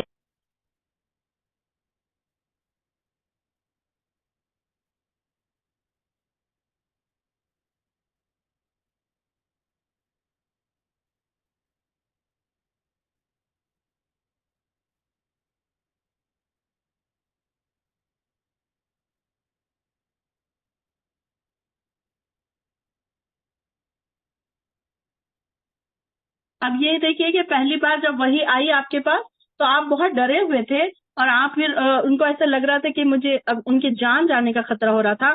پھر آپ اس واقعے کے بعد ہر وقت جبرائیل علیہ السلام کے آنے کے منتظر رہتے تھے، یعنی کہ آپ کو وہی کا مزہ بھی آ رہا تھا. اور اس کے بعد پھر کیا ہوا؟ کچھ عرصے تک وہی بند ہو گئی. تو پھر کیا ہوا؟ اب یہ کچھ مفسرین کے کچھ اقوال الگ الگ ہیں. کچھ کہتے ہیں کہ کم سے کم 3 دن یا زیادہ سے زیادہ 6 ماہ تک اس کو، یعنی کہ اس دوران آپ کو خود بھی بعض دفعہ ایسا خیال آنے لگا کہ کہیں میرا پروردگار مجھ سے ناراض تو نہیں. اور کافر تو بہرحال ایسے موقع کی تلاش میں رہتے تھے جس سے وہ اپنے اندر کا ابال نکال سکے. تو یہاں جو تھی ابو سفیان کی جو بہن تھی تو وہ بڑی خوش ہو رہی تھی اور دیکھ رہی تھی کہ 2-3 راتوں نماز تہجد کے لیے آپ نہ اٹھ سکیں جب آپ کا مزاج خراب تھا، یعنی کہ آپ کی طبیعت تھوڑی ٹھیک نہیں تھی. تو وہ آپ کے پاس آئی جو ابو سفیان کی بہن تھی، اورا بنت حرب نام تھا اس کا، تو جو ابو لہب کی بیوی تھی، اور آپ کے پاس آئی اور کہنے لگی کہ میں سمجھتا ہوں کہ تیرے شیطان نے تجھے چھوڑ دیا، میں نے 2-3 راتوں سے اسے تیرے پاس آتے نہیں دیکھا. تو یعنی کہ یہاں پر اللہ تعالیٰ فرما رہے ہیں چاشت کے وقت کی قسم، اور رات کی جب وہ سنسان ہو جائے آپ کے پروردگار نے نہ تو آپ کو چھوڑا ہے اور نہ ناراض ہوا ہے. جب آپ کے دل میں خیال آ رہا تھا کہ اللہ تعالیٰ مجھ سے ناراض تو نہیں، تو اس وقت پھر کیا ہوا؟ اللہ تعالیٰ نے فوراً یہ آیت نازل کر دی کہ اللہ تعالیٰ آپ سے ناراض نہیں ہے، بلکہ اللہ تعالیٰ آپ کے پاس وہی بھیجنے والے، اور آپ کے لیے آخری دور ابتدائی دور سے یقیناً بہتر ہے. اور آپ کا پروردگار جلد ہی آپ کو اتنا عطا کرے گا کہ آپ خوش ہو جائیں گے، یعنی کہ آپ پر انعامات جو ہوں گے تو اللہ تعالیٰ نے اس کی پہلے ہی ان کو دے دی، خوشخبری دے دی کہ اللہ تعالیٰ آپ کے پاس انعامات عطا کرنے والے ہیں. علم یجد کا یتیمن، اور اللہ تعالیٰ نے آپ کو آپ کے انعامات بھی گنوا دیے کہ اللہ تعالیٰ نے کیا آپ کو یتیم پا کر یتیم نہ پایا، پھر ٹھکانہ فراہم نہ کیا، اور راہ سے بھولا ہوا پایا تو راہ دکھا دی. یتیم ہونے پر آپ کو بہترین سرپرست ملتے رہے، یعنی کہ ایسا نہیں تھا کہ یتیم ہونے کے بعد آپ کو کوئی دیکھنے والا نہیں تھا، بلکہ آپ کی پیدائش سے 2 ماہ پہلے ہی آپ کے والد کا انتقال ہو گیا تھا، اور آپ پیدا ہوئے تو آپ کی سرپرستی کا ذمہ آپ کے دادا نے لے لیا تھا. اور پھر اس کے بعد بڑے پیار سے پالا، ابھی 6 سال کے ہوئے تھے کہ ان کی والدہ کا بھی انتقال ہو گیا، اور آپ دونوں طرف سے پھر یتیم ہو گئے تھے. پھر 8 سال کے ہوئے تو آپ کے مہربان جو دادا تھے، جو بہت آپ کو چاہنے والے تھے، ان کی بھی وفات ہو گئی. پھر ان کی سرپرستی کی ذمہ داری ان کے چھوٹے جو چاچا تھے ابو طالب، پھر انہوں نے سنبھال لی. پھر جس نے اپنی اولاد کی طرح اور ساتھ سے بڑھ کر آپ کو پیار کیا اور آپ کو نبوت ملی، اور آپ کی برادری کے لوگ بھی آپ کے دشمن ہو گئے، تو ابو طالب نے اسلام نہ لانے کے باوجود بھی ہر وقت آپ کا ساتھ دیا، اور دشمنوں سے پریشانی کے وقت میں ان کا ساتھ دیا اور دشمنوں سے لڑتے رہے. پھر نبوت کے آغاز سے 10 سال بعد تک آپ کی سرپرستی کی حفاظت کی ذمہ داری کو بڑے آسان طریقے سے نبھاتے رہے، اور پھر یہاں تک کہ شعبہ ابی طالب کے 3 سال بھی آپ کے ساتھ محصور رہے، اور پھر 10 نبوی میں سہارا بھی ختم ہو گیا، یعنی ابو طالب کی بھی پھر وفات ہو گئی. یعنی کہ ایک ایک کر کے آپ کے جو چاہنے والے تھے سارے کے سارے اللہ تعالیٰ کو پیارے ہو گئے. پھر اس کے بعد آپ صلی اللہ علیہ وسلم ان کے لیے اس آیت میں اللہ تعالیٰ یہ احسان بتا رہے ہیں کہ آپ کے یتیم ہونے کے باوجود آپ کو ایسے سرپرست عطا کیے جو اپنی جان سے بڑھ کر آپ کو عزیز رکھتے تھے، اور آپ بچپن ہی سے کفر اور شرک سے بیزار تھے، یعنی کہ یہ چیز آپ کو پسند ہی نہیں تھی. اللہ تعالیٰ آپ کو یہ ساری چیزوں سے پہلے ہی دور رکھتا تھا کہ یہ سارے آپ کا جب دل چاہتا تھا تو آپ کیا کرتے تھے؟ غار حرا میں چلے جاتے تھے کہ آپ کو یہ ساری چیزیں ان لوگوں کی دیکھی نہیں جاتی تھی، پریشان ہوتے تھے آپ، تو آپ پھر غار حرا میں پہلی بار جبرائیل امین کا نزول ہوا، اور اس طرح اللہ تعالیٰ نے آپ پر یہ ساری چیزیں راستے آسان کر دیے. کہ یہاں پر یہی بتایا جا رہا ہے کہ ہم نے آپ کے لیے راستے آسان کر دیے، اور آپ کو یتیم نہ پا کر آپ کو ٹھکانہ فراہم کیا، اور راہ سے بھولا ہوا پایا تو راہ دکھا دی. راہ سے بھولا ہوا سے کیا مراد ہے؟ دلہ سے کیا مراد ہے؟ یعنی کہ کوئی ایسا اب یہاں پر اس سے مراد یہ نہیں کہ آپ صلی اللہ علیہ وسلم راہ بھٹکے ہوئے تھے، بلکہ انہیں نہیں سمجھ آ رہا تھا کہ ان لوگوں کو کیسے سیدھی راہ پر لایا جائے. تو ان کے لیے اللہ تعالیٰ نے ان کو راستے بھی دکھا دیے کہ کیسے آپ ان کو سیدھے راستے پر لا سکتے ہیں. اور آپ کو مفلس پایا تو مالدار کر دیا. مالدار کیسے ہو گئے آپ؟ جب آپ نے بی بی خدیجہ سے نکاح کیا تو ایک مالدار عورت تھی، اور پھر وہ آپ صلی اللہ علیہ وسلم بھی پھر مالدار ہو گئے. اور لہٰذا کسی یتیم پر سختی نہ کیجیے اور نہ ہی کسی سائل کو جھڑکیے. اب یہاں پر اسے ہمیں بات یہ بتائی جا رہی ہے کہ کوئی بھی سائل ہو اس کو جھڑکنا نہیں چاہیے. ہو سکتا ہے آپ کو کسی کو دینا ہے، کسی کو نہیں دینا ہے، لیکن بڑے احسن انداز میں آپ ان کو منع کر دیجئے، لیکن جھڑکیے مت. کہ ہمیں نہیں پتا کہ کون سچ مچ ضرورت مند ہے، کون سچ مچ ضرورت مند نہیں ہے، اور آپ پر آپ کے پروردگار نے جو انعام کیا ہے اسے بیان کیجیے. وَأَمَّا بِنِعْمَتِ رَبِّكَ فَحَدِّثْ. اب سورہ نیکسٹ ہے سورہ نشرح. الم نشرح، کیا ہم نے آپ کے لیے آپ کا سینہ نہیں کھول دیا؟ آپ سے آپ کا وہ بوجھ اتار دیا جو آپ کی کمر توڑ رہا تھا، اور آپ کے لیے آپ کا ذکر بلند کیا. اب یہاں پر شرح صدر کے دو معنی ہیں. شرح صدر مطلب سینہ کھولنے کے دو معنی ہے. یہاں پر جس شخص کو اللہ تعالیٰ ہدایت دینے کا ارادہ کرتا ہے تو اس کے لیے کیا کرتا ہے؟ اسلام کے لیے اس کا سینہ کھول دیتا ہے. اب آپ دیکھیے کہ ہم رب اشرح لی پڑھتے ہیں تو کیا ہوتا ہے؟ اس کا مطلب ہی ہے کہ اللہ تعالیٰ ہمارا سینہ کھول دے. کس چیز کے لیے؟ اللہ کی ہدایت کے لیے، اللہ کے علم کے لیے، اللہ کی کتاب کے لیے. تو یہاں پر اللہ تعالیٰ جس کے ساتھ ہدایت کا ارادہ کرتا ہے، جس کے ساتھ محبت کرتا ہے، اللہ تعالیٰ ان کے لیے اسلام کے لیے ان کا سینہ کھول دیتا ہے. اللہ تعالیٰ ہمارے بھی سینے کو کھول دے اور انہیں یہ یقین اطمینان حاصل ہو جاتا ہے کہ اسلام کے علاوہ کوئی بھی درست عقیدہ ہے ہی نہیں. تو جس کام کو انسان ایک بہت بڑا مشکل کام سمجھ رہا ہوتا ہے، پھر اس کام کو انجام دینا اس کے لیے بڑا آسان ہو جاتا ہے. اب دیکھیے کہ کوئی قرآن کا، پہلے آپ کسی کو کہیں کہ قرآن کا لفظی ترجمہ یاد کرنا ہے تو اس کو کیا لگے گا کہ یہ تو بہت ہی مشکل کام ہے، یہ تو بڑا مجھ سے نہیں ہوگا یہ. لیکن دیکھیے کہ جو لوگ اللہ والے ہیں، جو اللہ نے جن کا سینہ کھول دیا، وہ کیا کہیں گے؟ نہیں یہ تو بڑا ہی آسان ہے، میں تو اس کو آسانی سے کر سکتا ہوں. اسی طریقے سے کوئی بھی علم سیکھنا، کوئی دنیا کا بھی علم دیکھے کہ اتنا آسان تو نہیں ہوتا. سالوں سال اس کے لیے انسان اسٹڈیز کرتا ہے، رات رات تک جاگتا ہے، پتہ نہیں کون کون سے ایگزامز پاس کرتا ہے، تب کہیں جا کر وہ ڈگریاں اس کو ملتی ہے. تو ہم کیا چاہتے ہیں؟ یہ قرآن کو ہم ایسے ہی پڑھ لیں، ایسے ہی گزر جائیں، بس ناظرہ پڑھ کے اس پر سے گزر جائے اور ہم کو ساری ڈگریاں مل جائیں اللہ کے پاس جانے کے بعد. بلکہ ہم نے تو یہ دیکھنا چاہیے کہ ہم نے دنیا کی پڑھائیوں کے لیے کتنے سال ہم نے انویسٹ کیے ہیں. کیا اللہ تعالیٰ کے لیے اس میں سے آدھے یا اس میں سے پاؤ بھی ہم نے انویسٹ کیے ہیں؟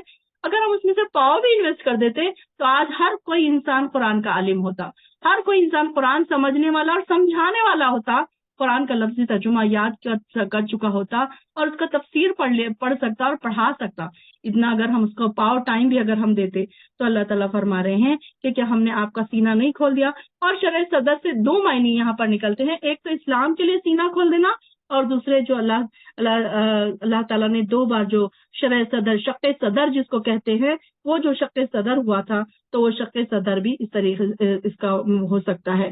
تو اس آیت میں سوالیہ انداز بیان کیا گیا ہے جس میں یہ واقعہ یہ ہے کہ جب آپ نے اسلام کی دعوت کا کام شروع کیا تو وہی قوم جو آپ کے گن گاتی تھی، آپ ساری قوم کے محبوب پر تھے، آپ کی دشمن بن گئی تھی. یہ بات آپ کے لیے بڑی تکلیف دہ تھی اور حیران کن بھی تھی کہ مطلب کل تک جو آپ کو پسند کرنے والے لوگ ہیں آج وہی آپ کے دشمن بن گئے. آپ کو حیرانگی نہیں ہوگی؟ تو یہ ٹھیک اسی طریقے سے اور اسلام لانے والے مسلمانوں کو اتنا حسین حوصلہ اللہ تعالیٰ نے عطا فرمایا کہ وہ کفار مکہ کے مظالم سہنے کے باوجود بھی ان کے آگے جھکتے نہیں تھے اور دبتے نہیں تھے. اور سب سے بڑھ کر آپ کے حوصلے کی بھی بات ہو رہی ہے. آپ کو حوصلہ عطا کیا گیا کیونکہ کفار کا اصل مقصد کیا تھا کہ آپ کو رسالت نہ ملے، آپ کے رسالت کا مذاق اڑایا جائے، آپ کے کلام کا مذاق اڑایا جائے. اس طریقے سے ان کو سزائے، جسمانی ایذائیں دیتے تھے. جو ایمان لاتے تھے ان کو کیا کرتے تھے؟ جسمانی ایذائیں دی جاتی تھی، تکلیفیں دی جاتی تھی. مکی دور میں کافروں نے آپ پر 7 مرتبہ قاتلانہ حملہ کیے.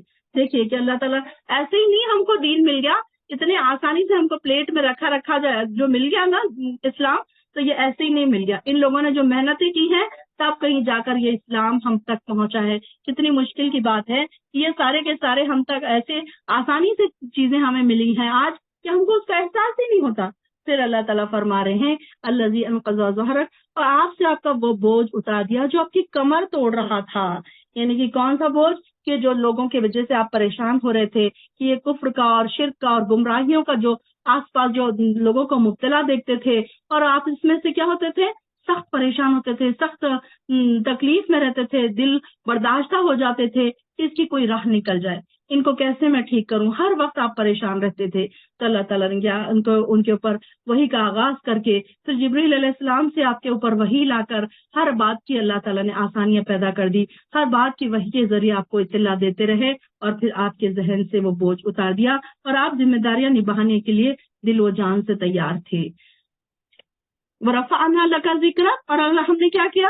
آپ کا ذکر بلند کیا، آپ کے لیے آپ کا ذکر بلند کر دیا.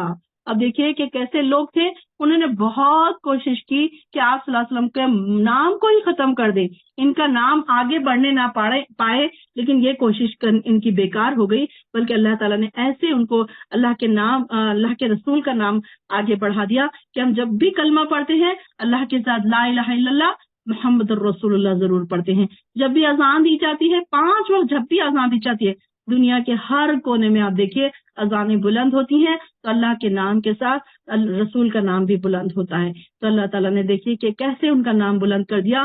ایک بڑی قوم نے کوشش کی کہ ان کے نام کو مٹا دے، ان کی نسلوں کو ختم کر دے، لیکن اللہ تعالیٰ جس کو بڑھانا چاہے، جس کے نام کو بلند کرنا چاہے، تو پھر اس کے نام کو اللہ تعالیٰ کیسے بلند کر سکتا ہے کہ تمام، یہ تو صرف آپ صلی اللہ علیہ وسلم عرب میں آئے تھے لیکن پوری دنیا میں ان کا نام بلند ہو گیا. کتنا مشکل ہے. ہم سوچیں اگر کہ یہ ساری چیزیں کیسے اتنی آسان ہوئی ہوں گی، تو جو وہ ٹائم تو سوشل میڈیا کا بھی دور نہیں تھا. آج تو سوشل میڈیا کی وجہ سے ایک نیوز نکلتی ہے چاروں طرف دنیا میں پھیل جاتی ہے، لیکن وہاں اس وقت دیکھیے کیسے یہ چیز پھیلی ہوگی، کیسے اللہ تعالیٰ نے ان کے نام کو بلند کیا ہوگا.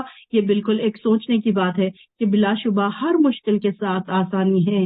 فَإِنَّ مَعَ الْعُسْرِ يُسْرًا. پھر دیکھیے اللہ تعالیٰ فرما رہے ہیں ایسا کوئی کام نہیں ہے دنیا میں جس میں مشکل ہی ہو، صرف اس میں آسانی ہی آسانی ہے. ہر چیز میں انسان یہ نہ سوچے کہ اب یہ پاسبل نہیں، بلکہ ہر چیز پاسبل ہے. ہر چیز انسان کوشش تو کرے، اللہ سے مدد تو مانگے. کیا اللہ تعالیٰ مدد مانگنے کے بعد آسان نہیں کرے گا؟ اللہم لا سہلا ربی یسر ولا تعسر. جب بھی آپ کوئی تکلیف میں جائیں، پریشانی میں جائیں، جب بھی آپ کو ایسے لگے کہ یہ کام نہیں ہوتا ہے، تو یہ کیا کرے؟ ربی یسر ولا تعسر پڑھ لے کہ اللہ تو آسان کر دے، اللہ اس کو مشکل نہ کر. اللہ تعالیٰ کے پاس کوئی مشکل نہیں ہے کہ وہ تمہارے کاموں کو آسان کر دے. اور پھر جب آپ فارغ ہوں تو عبادت کی مشقت میں لگ جائے. یہ کس کو کہا جا رہا ہے؟ اپنے نبی کو کہا جا رہا ہے. تو ہمیں کیا سیکھنے کی اور سمجھنے کی ضرورت ہے اس جملے سے کہ نبی کو کہا جا رہا ہے تو ہم نے کیسے ہونا چاہیے؟ کیا ہم نے بھی نہیں کرنا چاہیے؟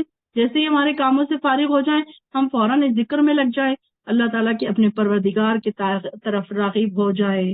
اللہ تعالیٰ اپنے نبی کو کہہ رہا ہے کہ اب یہ سارے کام، دنیا کے جو کام آپ کر رہے ہیں، آپ کے پر مشکلات کے وقت اب ہٹ گئے ہیں، سارے بادل چھٹ گئے ہیں، اب آپ کو سہولتیں اور آسانیاں میسر آ گئی ہیں.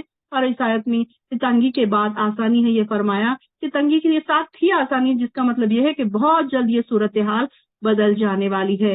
اس طرح آپ کو اور مسلمانوں کو تسلی بھی دے دی گئی اور یہ مشکل وقت اور صبر کے ساتھ برداشت کر لے، بس تھوڑی ہی دیر کے بعد یہ سارا کی ساری کایا پلٹ جانے والی ہے.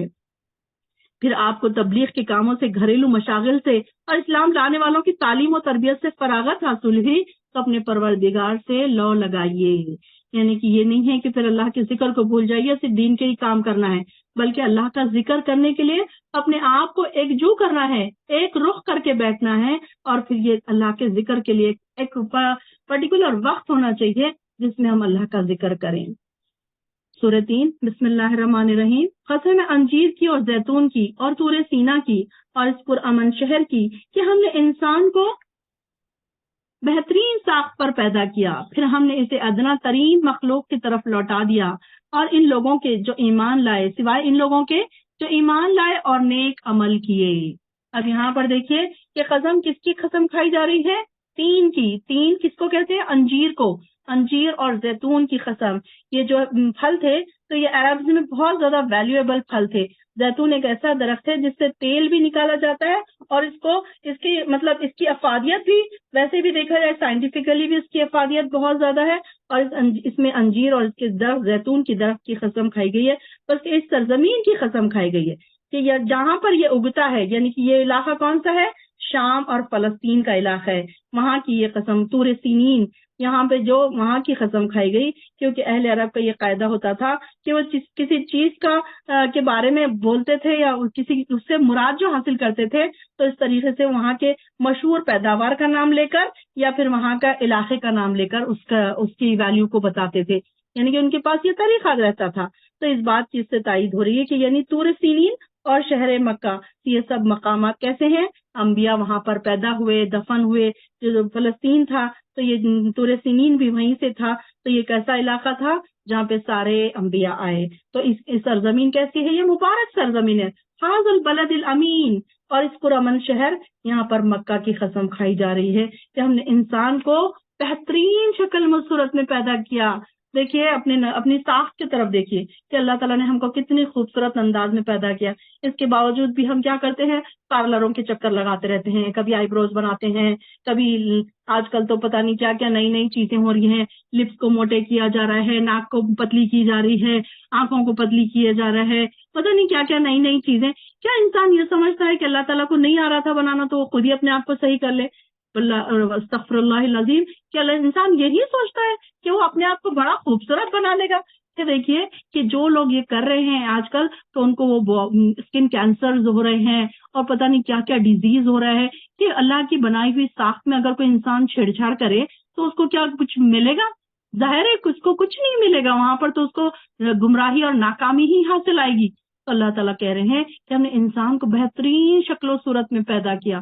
سبحان اللہ، دیکھیں نا کہ کبھی کبھی اپنے آئینے میں تو ہم کھڑے ہوتے ہیں تو صرف تیار ہونے کے لیے، پارٹی میں جانے کے لیے ہی کھڑے ہوتے ہیں، بلکہ کسی دن صرف اس لیے کھڑے ہوں کہ یہ دیکھیں کہ اللہ تعالیٰ نے ہم کو کتنے پیارے، کتنے اچھے انداز میں بنایا ہے، کہ برابر 2 آنکھیں برابر جگہ پہ رکھ دی، اس کے بیچ میں ناک رکھ دی، اس کے نیچے پھر لپس رکھ دیے۔ اگر ہم دیکھیں تو کیسے برابر، ایسا لگتا ہے جیسے کوئی ناپ تول کے بنایا گیا ہے۔ کان بھی اپنے برابر۔ اب یہ دیکھیں کہ ایک ناک اگر ٹھوڑی پر لٹکی ہوتی تو کتنا انسان عجیب و غریب لگتا، ایک آنکھ بڑی ہوتی اور پیشانی پر ہوتی، ایک آنکھ سائیڈ میں گال پہ ہوتی، تو انسان دیکھیے کتنا ہولناک لگتا، کتنا غضبناک لگتا، ڈراؤنا لگتا نا انسان۔ تو اس طریقے سے اللہ تعالیٰ نے کیسے خوبصورت انداز میں پیدا کیا۔ امیجن کر کے دیکھیے کہ اگر اس طریقے سے ہمارے جو باڈی پارٹس ہیں ادھر ادھر لٹکے ہوئے ہوتے، فیس پہ کی جو ہماری چیزیں ہیں ادھر ادھر، اس کے ہم اگر اس کی چینج کر کے دیکھیں اس کی پوزیشن کو، تو کتنا عجیب و غریب ہم لگتے۔ اگر ہمارا ایک ہاتھ بڑا لمبا لٹک رہا ہوتا، ایک چھوٹا ہوتا تو بڑا عجیب لگتا، ایک پیر ہمارا اگر چھوٹا اور بڑا ہوتا تو ہم چل نہیں سکتے تھے، لگڑ کے چلتا تھا انسان۔ تو دیکھیے کہ اللہ تعالیٰ نے کتنا سسٹمیٹک ہم کو بنایا کہ ہم کیا اس کا شکر ادا کرتے ہیں؟ کبھی ہم نے اس بارے میں دیکھا، کبھی اپنے آپ کو دیکھا؟ ہم تو کبھی اکثر یہی سوچتے ہیں کہ ہائے وہ تو گورا ہے، میں تو کالی ہوں، وہ تو لمبا ہے، میرا تو قد کم ہے، اس کے تو بال اتنے اچھے ہیں، میرے تو بال اچھے نہیں ہیں۔ ہم دوسروں کو کمپیئر کرتے رہتے ہیں اور اپنے آپ کو ہمیشہ کم ہی سمجھتے رہتے ہیں۔ پھر اللہ تعالیٰ فرما رہے ہیں کہ پھر ہم نے اسے ادنا ترین مخلوق کے درجے میں لوٹا دیا، یعنی کہ ادنا ترین انسان تمام مخلوق سے پست کیسے ہو گیا کہ اللہ تعالیٰ نے اس کو ہر چیز دے دی۔ انسان نے اس کو خدا داد ذہنی صلاحیتیں، جسمانی قوتوں کو برائی کے راستے میں استعمال کرنے اور اللہ کی نافرمانی اور بغاوت پر اتر آیا۔ انسان یہ ساری چیزیں دینے کے بعد انسان کیا کر رہا ہے؟ اللہ کی نافرمانیوں کے کام کر رہا ہے، گناہوں کے کام کر رہا ہے۔ اب یہ دیکھیے نا کہ انسان پارلر میں جا کے اپنے فیس کو چینج کر رہا ہے، اپنے جو بنایا ہوا ہے اللہ تعالیٰ نے اس کو چینج کر رہا ہے، پھر گناہ کے کام نہیں ہے تو اور کیا ہے؟ یہ ساری چیزیں کیسے ہیں کہ انسان نے اپنے آپ کو بغاوت پر اتر آیا، سرکشی کر لی، گناہوں میں پڑ گیا۔ اس کو اللہ تعالیٰ کا شکر گزار ہونا چاہیے تھا نا کہ اللہ تعالیٰ نے ہم کو یہ اور یہ چیزیں عطا کی ہیں، یہ نعمتیں عطا کی ہے، اس کے باوجود بھی اس نے کیا کیا؟ سرکشی کی۔ تو اللہ تعالیٰ نے اس کو کیا کیا؟ حیوانوں کی سطح سے بھی نیچے گر جاتا ہے پھر انسان، اور اس طرح حیوانوں کے اللہ تعالیٰ نے خیر و شر کی تمیز نہیں بخشی، اسی طرح انسان بھی اگر خیر اور شر کی تمیز نہ ہو تو انسان بھی پھر حیوان کی طرح ہی ہو جاتا ہے۔ پیچھے ہم نے کیا کہا، کیا پڑھا تھا کہ انسان کی مثال ایک گدھے کی طرح دی گئی ہے جس کے اوپر بوجھ تو لادا گیا لیکن اسے نہیں پتا کہ کس قسم کا بوجھ اس پر لادا گیا ہے. تو یہاں پر اور کئی جگہ ہم نے پڑھا کہ اگر ایسے لوگ جن کو اللہ کی طرف بلایا جاتا ہے اور وہ سنتے نہیں ہیں، وہ کیسے ہیں؟ وہ جانوروں کے مانند ہے کہ جانوروں کو بھی اگر آپ پیچھے سے بلائیں تو وہ سنتے نہیں ہیں. تو یہاں پر انسان کی بات ہو رہی ہے کہ انسان کیا ہو رہا ہے؟ شہوت پرستی پر، حرص پر اور خود غرضی پر اور برے کام کرنے پر، لوٹ کھسوٹ، قتل، غارت گری اور بڑائی، تکبر اور اپنے آپ کو ایک بڑی چیز سمجھنا، گناہوں میں پڑ جانا جیسی برائیاں انسان میں آ گئی. تو یہ حیوانوں میں کہاں دیکھنے میں آتی ہیں؟ تو حیوانوں سے بھی نیچے چلا گیا پھر انسان. کچھ ایسے کام ہیں جو انسان اگر کر لے تو وہ حیوانوں سے بھی نیچے چلا گیا. یعنی کہ جانور تو بھی دیکھیے کہ مارا ماری نہیں کرتے، لڑائی جھگڑا نہیں کرتے، فساد نہیں کرتے، ان کے اندر تکبر نہیں ہوتا، ان کے اندر خود غرضی نہیں ہوتی. یہ انسانوں کے اندر ہوتی ہے یہ ساری چیزیں. تو اس لیے اللہ تعالیٰ فرما رہے ہیں کہ انسان کو اللہ تعالیٰ نے اور ان سے بھی پست ترین، ادنا ترین مخلوق کے درجے میں لوٹا دیا. اور ان لوگوں کے جو ایمان لائے اور نیک عمل کیے، ان کے لیے غیر کبھی نہ ختم ہونے والا اجر ہے. الا الذین آمنوا وعملوا الصالحات فلہم اجر غیر ممنون. اللہ تعالیٰ یہ عامل الصالحات ہے، اللہ جو یہ آمنو لوگ ہیں، اللہ یہ جو غیر ممنون جن کے لیے اجر تو لکھ رہا ہے، اللہ ہم سب کے نام اس میں لکھ دے. ہر آیت پہ ایک دعا مانگا کرے. ہم سیکھے ایسے قرآن کو کہ ہر آیت پر ہماری ایک دعا ہونی چاہیے. ہمارے لیے ضروری نہیں ہے کہ ہم دعائیں جو پڑھی پڑھائی رٹی رٹائی دعائیں ہیں ہم وہی دعا کریں، بلکہ جب ہم قرآن پڑھیں ہر آیت پہ ایک دعا مانگے، ایک چیز کے سے کوئی چیز سے پناہ مانگے، کوئی چیز سے اللہ تعالیٰ کے سے اس کو مانگا کریں. جنت ہو تو اس کو مانگا کریں. جو ایمان والے لوگ ہیں، عمل صالح کرنے والے لوگ ہیں، وہ کوالٹیز اپنے لیے مانگا کریں. تو پھر ایسے لوگوں کے لیے ہی تو کبھی نہ ختم ہونے والا اجر ہے. ایسے لوگ جنہوں نے محنتیں کی، اللہ کو راضی کر لیا اور ایمان لائے اور نیک عمل کرتے رہے، تو ان کے لیے کبھی نہ ختم ہونے والا اجر ہے. اور پھر اس کے بعد جزا اور سزا کے بارے میں آپ کو کون جھٹلا سکتا ہے؟ کیا اللہ سب حاکموں سے بڑا حاکم نہیں ہے؟ سورہ علق. بسم اللہ الرحمن الرحیم. اپنے پروردگار کے نام سے پڑھیے جس نے ہر چیز کو پیدا کیا اور انسان کو خون کے لوتھڑے سے پیدا کیا. پڑھیے آپ کا پروردگار بڑا کریم ہے جس نے قلم کے ذریعے علم سکھایا. یہ نبوت سے پہلے دیکھیے کہ آپ صلی اللہ علیہ وسلم حضرت عائشہ رضی اللہ عنہا فرماتی ہیں کہ آپ کی نبوت یوں شروع ہوئی کہ آپ کو سچے خواب آنا شروع ہوئے. یہ سورہ علق کی جو ابتدائی 5 آیتیں ہیں یہ غار حرا میں نازل ہوئی، اور یہ آپ کا نبوت کا جو سلسلہ تھا، وہی کا جو سلسلے کا آغاز ہوا وہ یہیں سے ہوا. تو یہی وہ 5 آیتیں ہیں. اقرأ بسم ربک الذی، کہ فرشتے نے آ کے، جبرائیل علیہ السلام نے آ کے آپ کو بھینچا، زور سے دبایا پکڑ کے اور کہا کہ پڑھیے. تو آپ نے کیا کہا؟ میں پڑھنا نہیں جانتا. جب فرشتہ جبرائیل علیہ السلام سب سے پہلی بار آپ کے پاس آئے اور آپ کہا کہ پڑھیے، تو آپ نے کیا فرمایا؟ میں ان پڑھ ہوں. آپ کہتے تھے کہ پھر وہ فرشتے نے مجھے زور سے دبایا، پھر چھوڑا اور کہا پڑھیے. تو میں نے کہا میں ان پڑھ ہوں. پھر دوبارہ اس نے مجھے اسی طرح کہا اور چھوڑا. پھر میں نے وہی کہا کہ میں پڑھا لکھا نہیں ہوں. فرشتے نے تیسری بار اسی طریقے سے مجھ سے کہا، اور اب آپ اپنے گھر والوں کی طرف لوٹے. پھر یہ والی جو 5 آیتیں ہیں، پھر یہ پڑھائی. پھر آپ اپنے گھر کی طرف لوٹے اور آپ کے کندھے اور گردن گوشت کا جو گوشت ہے ڈر کے مارے پھڑک رہا تھا. آ کر سیدنا خدیجہ رضی اللہ عنہا سے کہا مجھے کپڑا اڑا دو، مجھے کپڑا اڑا دو. پر جب آپ کا ڈر جاتا رہا تو آپ نے خدیجہ رضی اللہ عنہا سے سارا کی سارا واقعہ کہہ سنایا. خدیجہ نے کہا پتہ نہیں مجھے کیا ہوا تھا، مجھے تو اپنی جان کا خطرہ لاحق ہو گیا تھا. پھر آپ نے سارا واقعہ کہہ سنایا. سیدہ خدیجہ رضی اللہ عنہا کہنے لگی ہرگز ایسا نہ ہوگا، بلکہ آپ خوش ہو جائیے، اللہ کی قسم اللہ آپ کو ضائع نہیں کرے گا. کیونکہ حضرت خدیجہ رضی اللہ عنہا جانتی تھی کہ آپ اتنے نیک انسان ہیں، ہر ایک کے دل کے لیے آپ کے دل میں ہمدردی ہے، تو آپ کو اللہ تعالیٰ ضائع نہیں کرے گا. تو اللہ تعالیٰ جب فرشتے نے کہا پڑھیے تو آپ نے کیا کہا کہ میں پڑھنا نہیں جانتا. پھر کیا جس نے ہر چیز کو پیدا کیا اور انسان کو خون کے لوتھڑے سے پیدا کیا. دیکھیے انسان جو اکڑ رہا ہے، تڑک پڑک کے چل رہا ہے، اکڑ کے اترا کے چل رہا ہے، انسان اپنی پیدائش کی طرف تو دیکھے کہ وہ ایک گندے پانی کے خطرے سے اور خون کے لوتھڑے سے پیدا کیا گیا ہے. انسان جب پیدا نہیں ہوا تھا وہ کیا تھا؟ صرف ایک خون کا لوتھڑا تھا. اور آپ کا اللہ تعالیٰ کے نام کو بلند کیجیے اور اقرا وربک الاکرم، آپ کا پروردگار بڑا کریم ہے جس نے قلم کے ذریعے سکھایا. دیکھیے قلم کے ذریعے سکھانے کی اہمیت ہمیں کیا سمجھ آ رہی ہے کہ قلم ایک تو یہ سب سے پہلے قلم بنی تھی، اور پھر اس کے ساتھ اللہ تعالیٰ نے سارے لوگوں کے تقدیر لکھ دی تھی.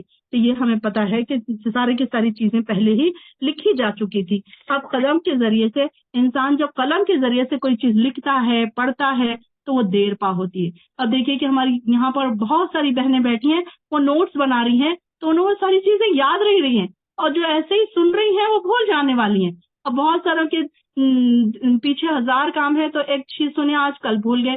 تو وہاں پر یہ بات ہوتی ہے کہ انسان کو علم اگر سیکھنا ہے تو اس کے لیے قلم کی ایک اہمیت سمجھ آتی ہے کہ قلم کے ساتھ جب انسان علم سیکھتا ہے تو علم بہت دیر پا رہتا ہے، اور اس کے اوپر بہت زیادہ انسان زیادہ سیکھنے اور سمجھنے کے لیے.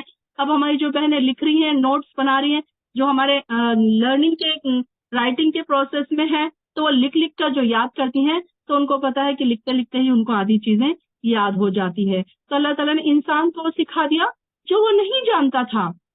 اب دیکھیے کہ ہم دنیا میں آئے، ہمیں کون سا پتا تھا کہ کون سے علوم ہے دنیا میں. سائنس ہے، ہسٹری ہے، جغرافی ہے، میتھس ہے، پتہ نہیں کون سے علوم ہے، اور کون سی لینگویجز ہے. لیکن دیکھیے کہ اللہ تعالیٰ نے انسان کو کون سی چیزیں، کون سے علم عطا کیے کہ انسان اتنا عقل والا بنایا کہ وہ ہر قسم کے علم وہ سیکھ سکتا ہے. ہرگز ایسا نہیں چاہیے کہ انسان سرکشی کرنے لگتا ہے. مطلب کہ انسان کیسا ہے کہ اس نے اللہ کا شکر گزار ہونا چاہیے تھا، لیکن اس نے کیا کیا؟ سرکشی کی، اس بنا پر کہ وہ اپنے آپ کو بے نیاز دیکھتا ہے. یقیناً تجھے اپنے پروردگار کی طرف لوٹنا ہے. کیا تم نے اس شخص کو نہیں دیکھا جو منع کرتا ہے جب بندہ نماز پڑھے؟ ذرا سوچو تو، اگر وہ بندہ راہ راست پر ہو یا نافرمانی سے بچنے کا حکم دیتا ہو، اور ذرا سوچو وہ منع کرنے والا اگر حق کو جھٹلاتا اور منہ موڑتا، تو پھر کیا ہے یہ نہیں جانتا کہ اللہ تعالیٰ دیکھ رہا ہے. ہرگز ایسا نہیں چاہیے. اگر وہ باز نہ آیا تو ہم اس کی پیشانی کے بال پکڑ کر اسے گھسیٹیں گے. یہاں پر دیکھیے، آپ اللہ تعالیٰ بیت اللہ میں آپ نماز پڑھ رہے تھے کہ ابو جہل کو بڑا برا لگا یہ بات کہ ابو جہل کیا کرتا تھا، ہمیشہ یہ کرتا تھا کہ تم لوگوں کے سامنے اپنا چہرہ خاک آلود کرتا ہے محمد صلی اللہ علیہ وسلم، تو میں کیا کروں گا؟ ہاں، لات عزا کی قسم، اگر میں نے اب اس حال میں دیکھ لیا تو میں اس کی گردن رون ڈالوں گا. ابو جہل جو تھا وہ اس طریقے کی باتیں کیا کرتا تھا، اور کیا کرتا تھا کہ اس کے چہرے پر میں مٹی رگڑ دوں گا. تو اس کے بعد آپ جب کعبے میں نماز پڑھتے دیکھا تو اس کے برے ارادے سے آپ کی طرف بڑھا اور پھر اچانک پیچھے ہٹ گیا. سرداران قریش نے جب دیکھا اپنے رئیس کو اس حال میں تو حیرانی سے پوچھا کہ کیا ہوا؟ تو گھبرایا ہوا کہنے لگا، میرے اور محمد کے درمیان ایک خوفناک آگ حائل ہو گئی. یعنی کہ اس کو ایک آگ آ گئی سامنے جو اس کو آگے جانے پر روک چکی تھی. رسول اللہ صلی اللہ علیہ وسلم نے لوگوں کو بتایا کہ اگر وہ میرے قریب آتا تو فرشتے اس کا ایک ایک عضو اچک لیتے. تو یہاں پر ابو جہل اپنی مجلس میں جا کر کہنے لگا کہ یہ ہمارے معبودوں کی تذلیل کرتا ہے، یعنی کہ بے عزتی کرتا ہے. تو میں جب بھی جاؤں گا تو میں اگر وہ میرے سامنے آیا تو میں کیا کروں گا؟ اس کو نماز پڑھتے ہوئے دیکھوں گا تو اس کے اوپر ایک بھاری پتھر ڈال دوں گا. تو یہاں پر یہ لوگ اس طریقے کی پلاننگ بناتے تھے. تو اللہ تعالیٰ فرما رہے ہیں کہ یہ جو انسان ہے، اگر کیا یہ انسان اس طریقے سے کرے گا تو اللہ تعالیٰ کیا اس کو چھوڑ دے گا؟ کیا وہ یہ نہیں جانتا کہ اللہ تعالیٰ اسے دیکھ رہا ہے؟ ہرگز نہیں. یعنی کہ اللہ تعالیٰ تو ہر چیز کو دیکھ رہا ہے. اور اللہ تعالیٰ فرما رہے ہیں کہ اس کی پیشان کے بال پکڑ کر ہم اسے گھسیٹیں گے. یعنی کہ قیامت کے دن اللہ تعالیٰ اس کو پھر سخت ترین عذاب سے لے کر جائیں گے. فرشتے اس کو ذلیل اور رسوا کرتے ہوئے وہاں پر دوزخ کے عذاب میں مبتلا کریں گے. اور وہ پیشانی جو جھوٹی اور خطا کار ہے تو اپنے اہل مجلس کو بلا لے، ہم عذاب کے فرشتوں کو بلائیں گے. ہرگز ایسا نہیں چاہیے. آپ اس کی بات نہ مانیے اور سجدہ کر کے اپنے رب کا قرب حاصل کیجیے. یعنی کہ دیکھیے، اپنے رب کا ہمیں اگر قرب حاصل کرنا ہے تو زیادہ سے زیادہ سجدے. یہاں پر ہمیں ایک بات یہ پتہ چل رہی ہے کہ اگر ہم سجدوں کی فضیلت ہمیں پتہ چل رہی ہے کہ اگر ہم زیادہ سے زیادہ نمازیں پڑھ کے، نوافل پڑھ کے، لمبے لمبے اگر ہم سجدے کریں گے تو ہم کو اللہ کا قرب حاصل ہوگا. جو بھی چاہتا ہے کہ وہ اللہ کا قرب حاصل کرے تو پھر وہ کیا کرے کہ سجدہ کرے، اور سجدوں میں لمبے لمبے سجدے کر کے پھر وہ اللہ تعالیٰ کے قریب ہو سکتا ہے.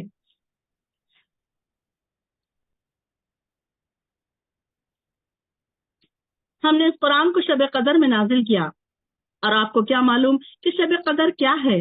شب قدر 1000 مہینوں سے بہتر ہے. شب قدر کی بات آ گئی. دیکھیے، ہمارا رمضان آ رہا ہے، شب قدر آ رہی ہے، اپنے آپ کو پریپیئر کیجئے شب قدر کے لیے، ابھی سے تیار کیجئے، اللہ تعالیٰ سے دعائیں کیجئے، اللہ تعالیٰ ہمیں شب قدر عطا فرمائے۔ کہ انسان کیا ہوتا ہے کہ انسان اگر کمزور پڑ جائے تو پھر اللہ تعالیٰ بھی اس کے لیے راستے بند کر دیتا ہے، جیسے ہم نے پہلے پڑھا۔ ابھی سے دعائیں کیجئے اللہ تعالیٰ مجھے شب قدر عطا کرے۔ اور پھر یہ جس سے کہ ہم یہ دیکھتے ہیں کہ اکثر لوگ ایک رات یعنی کہ 27 شب کو شب قدر سمجھتے ہیں، بلکہ شب قدر ہمیں نہیں بتائی گئی، آخری 10 راتوں میں، تاخ راتوں میں ہمیں شب قدر کو ڈھونڈنا ہے۔ اور پھر نیک لوگ کون سے ہوتے ہیں کہ وہ ساری کی ساری 10 راتیں جاگتے ہیں، کیونکہ سعودیہ میں اگر دیکھا جائے تو آج یہاں 21 ہوتی ہے، انڈیا میں دیکھا جائے تو دوسرے دن 21 ہوتی ہے۔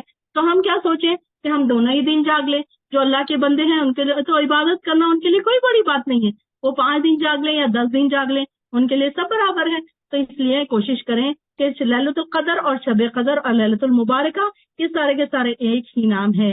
تو اس کی اہمیت کیوں ہے کہ اس میں قرآن نازل ہوا تھا۔ یہ شب قدر یعنی کہ قدر بولے تو کیسی رات، اہمیت والی رات، اس میں قرآن نازل ہوا۔ اور آپ کو کیا معلوم کہ شب قدر کیا ہے؟ شب قدر یہاں پہ آپ صلی اللہ علیہ وسلم بتانے کے لیے نکلے تھے کہ کون سی رات ہے، لیکن پھر اللہ تعالیٰ نے ان کو بلا دیا اور پھر آپ نہیں بتا سکے۔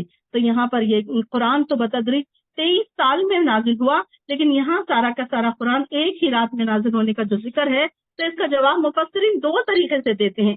اس رات کو سارا قرآن لوح محفوظ میں آسمان دنیا پر نازل ہوا تھا، اور یہاں پر وہاں سے پھر حسب ضرورت جب چیزوں کی ضرورت تھی، جب چیزوں کی بات ہوتی تھی، اس وقت جو مسائل آتے تھے اس وقت ایک ایک احکام پھر نازل ہوتے گئے۔ اور دوسرا یہ کہ سارا قرآن اس رات کو حاملان وحی فرشتوں کے حوالے کر دیا گیا، پھر اللہ تعالیٰ کے حکم کے مطابق بتدریج نازل ہوتا رہا۔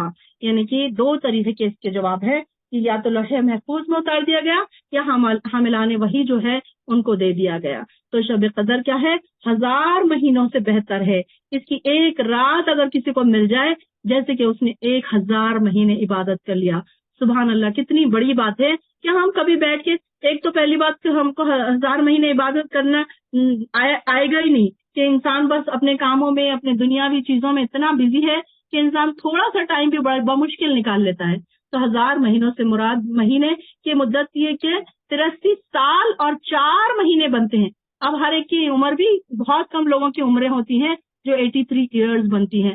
اور اہل عرب کا کیا قاعدہ تھا؟ جب انہیں بہت زیادہ مقدار یا مدت کا انداز بتانا ہوتا تھا تو اس کو کیا کہتے تھے؟ 1000 یعنی کہ الف کا استعمال کرتے تھے، الف۔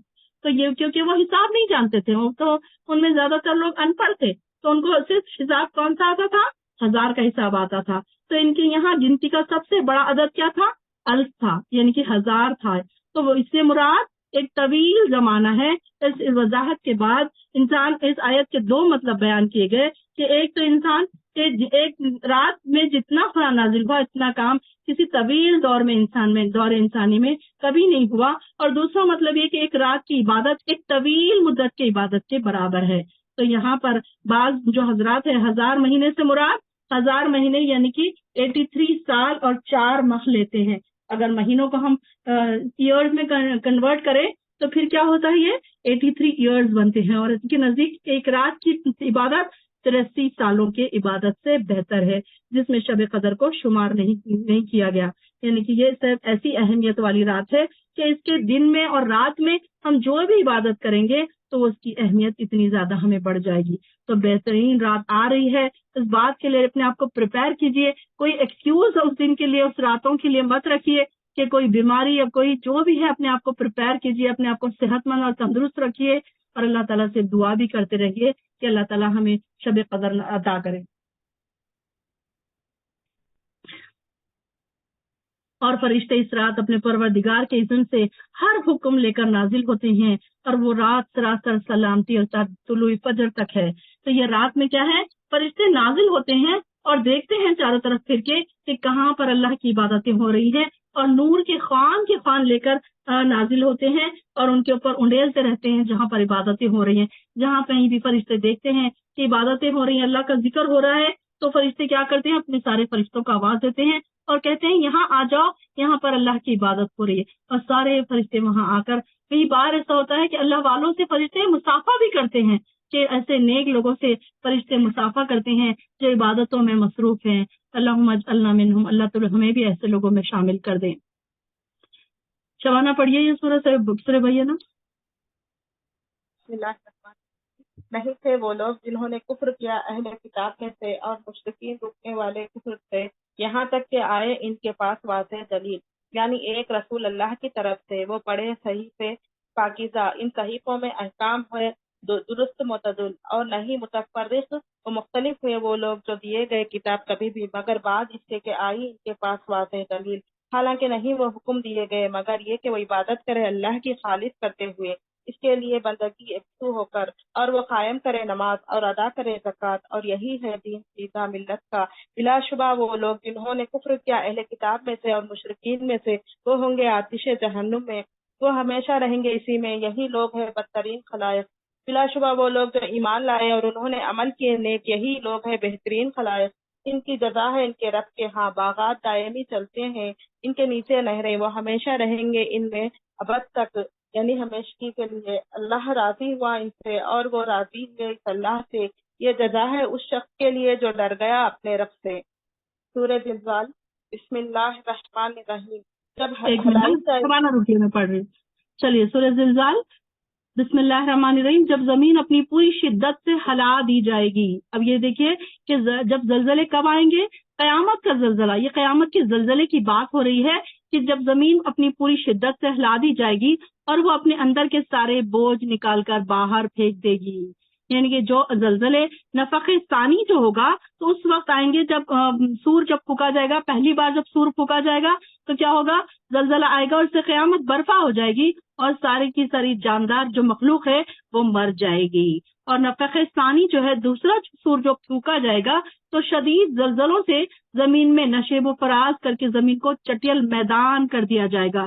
دریاؤں، پہاڑوں، سمندر، ہر چیز کو ختم کر دیا جائے گا اور پھر سے زمین کی حیت مطلب ایک دم اس کا چینج ہو جائے گی زمین اور اس پر میدان محشر قائم ہوگا.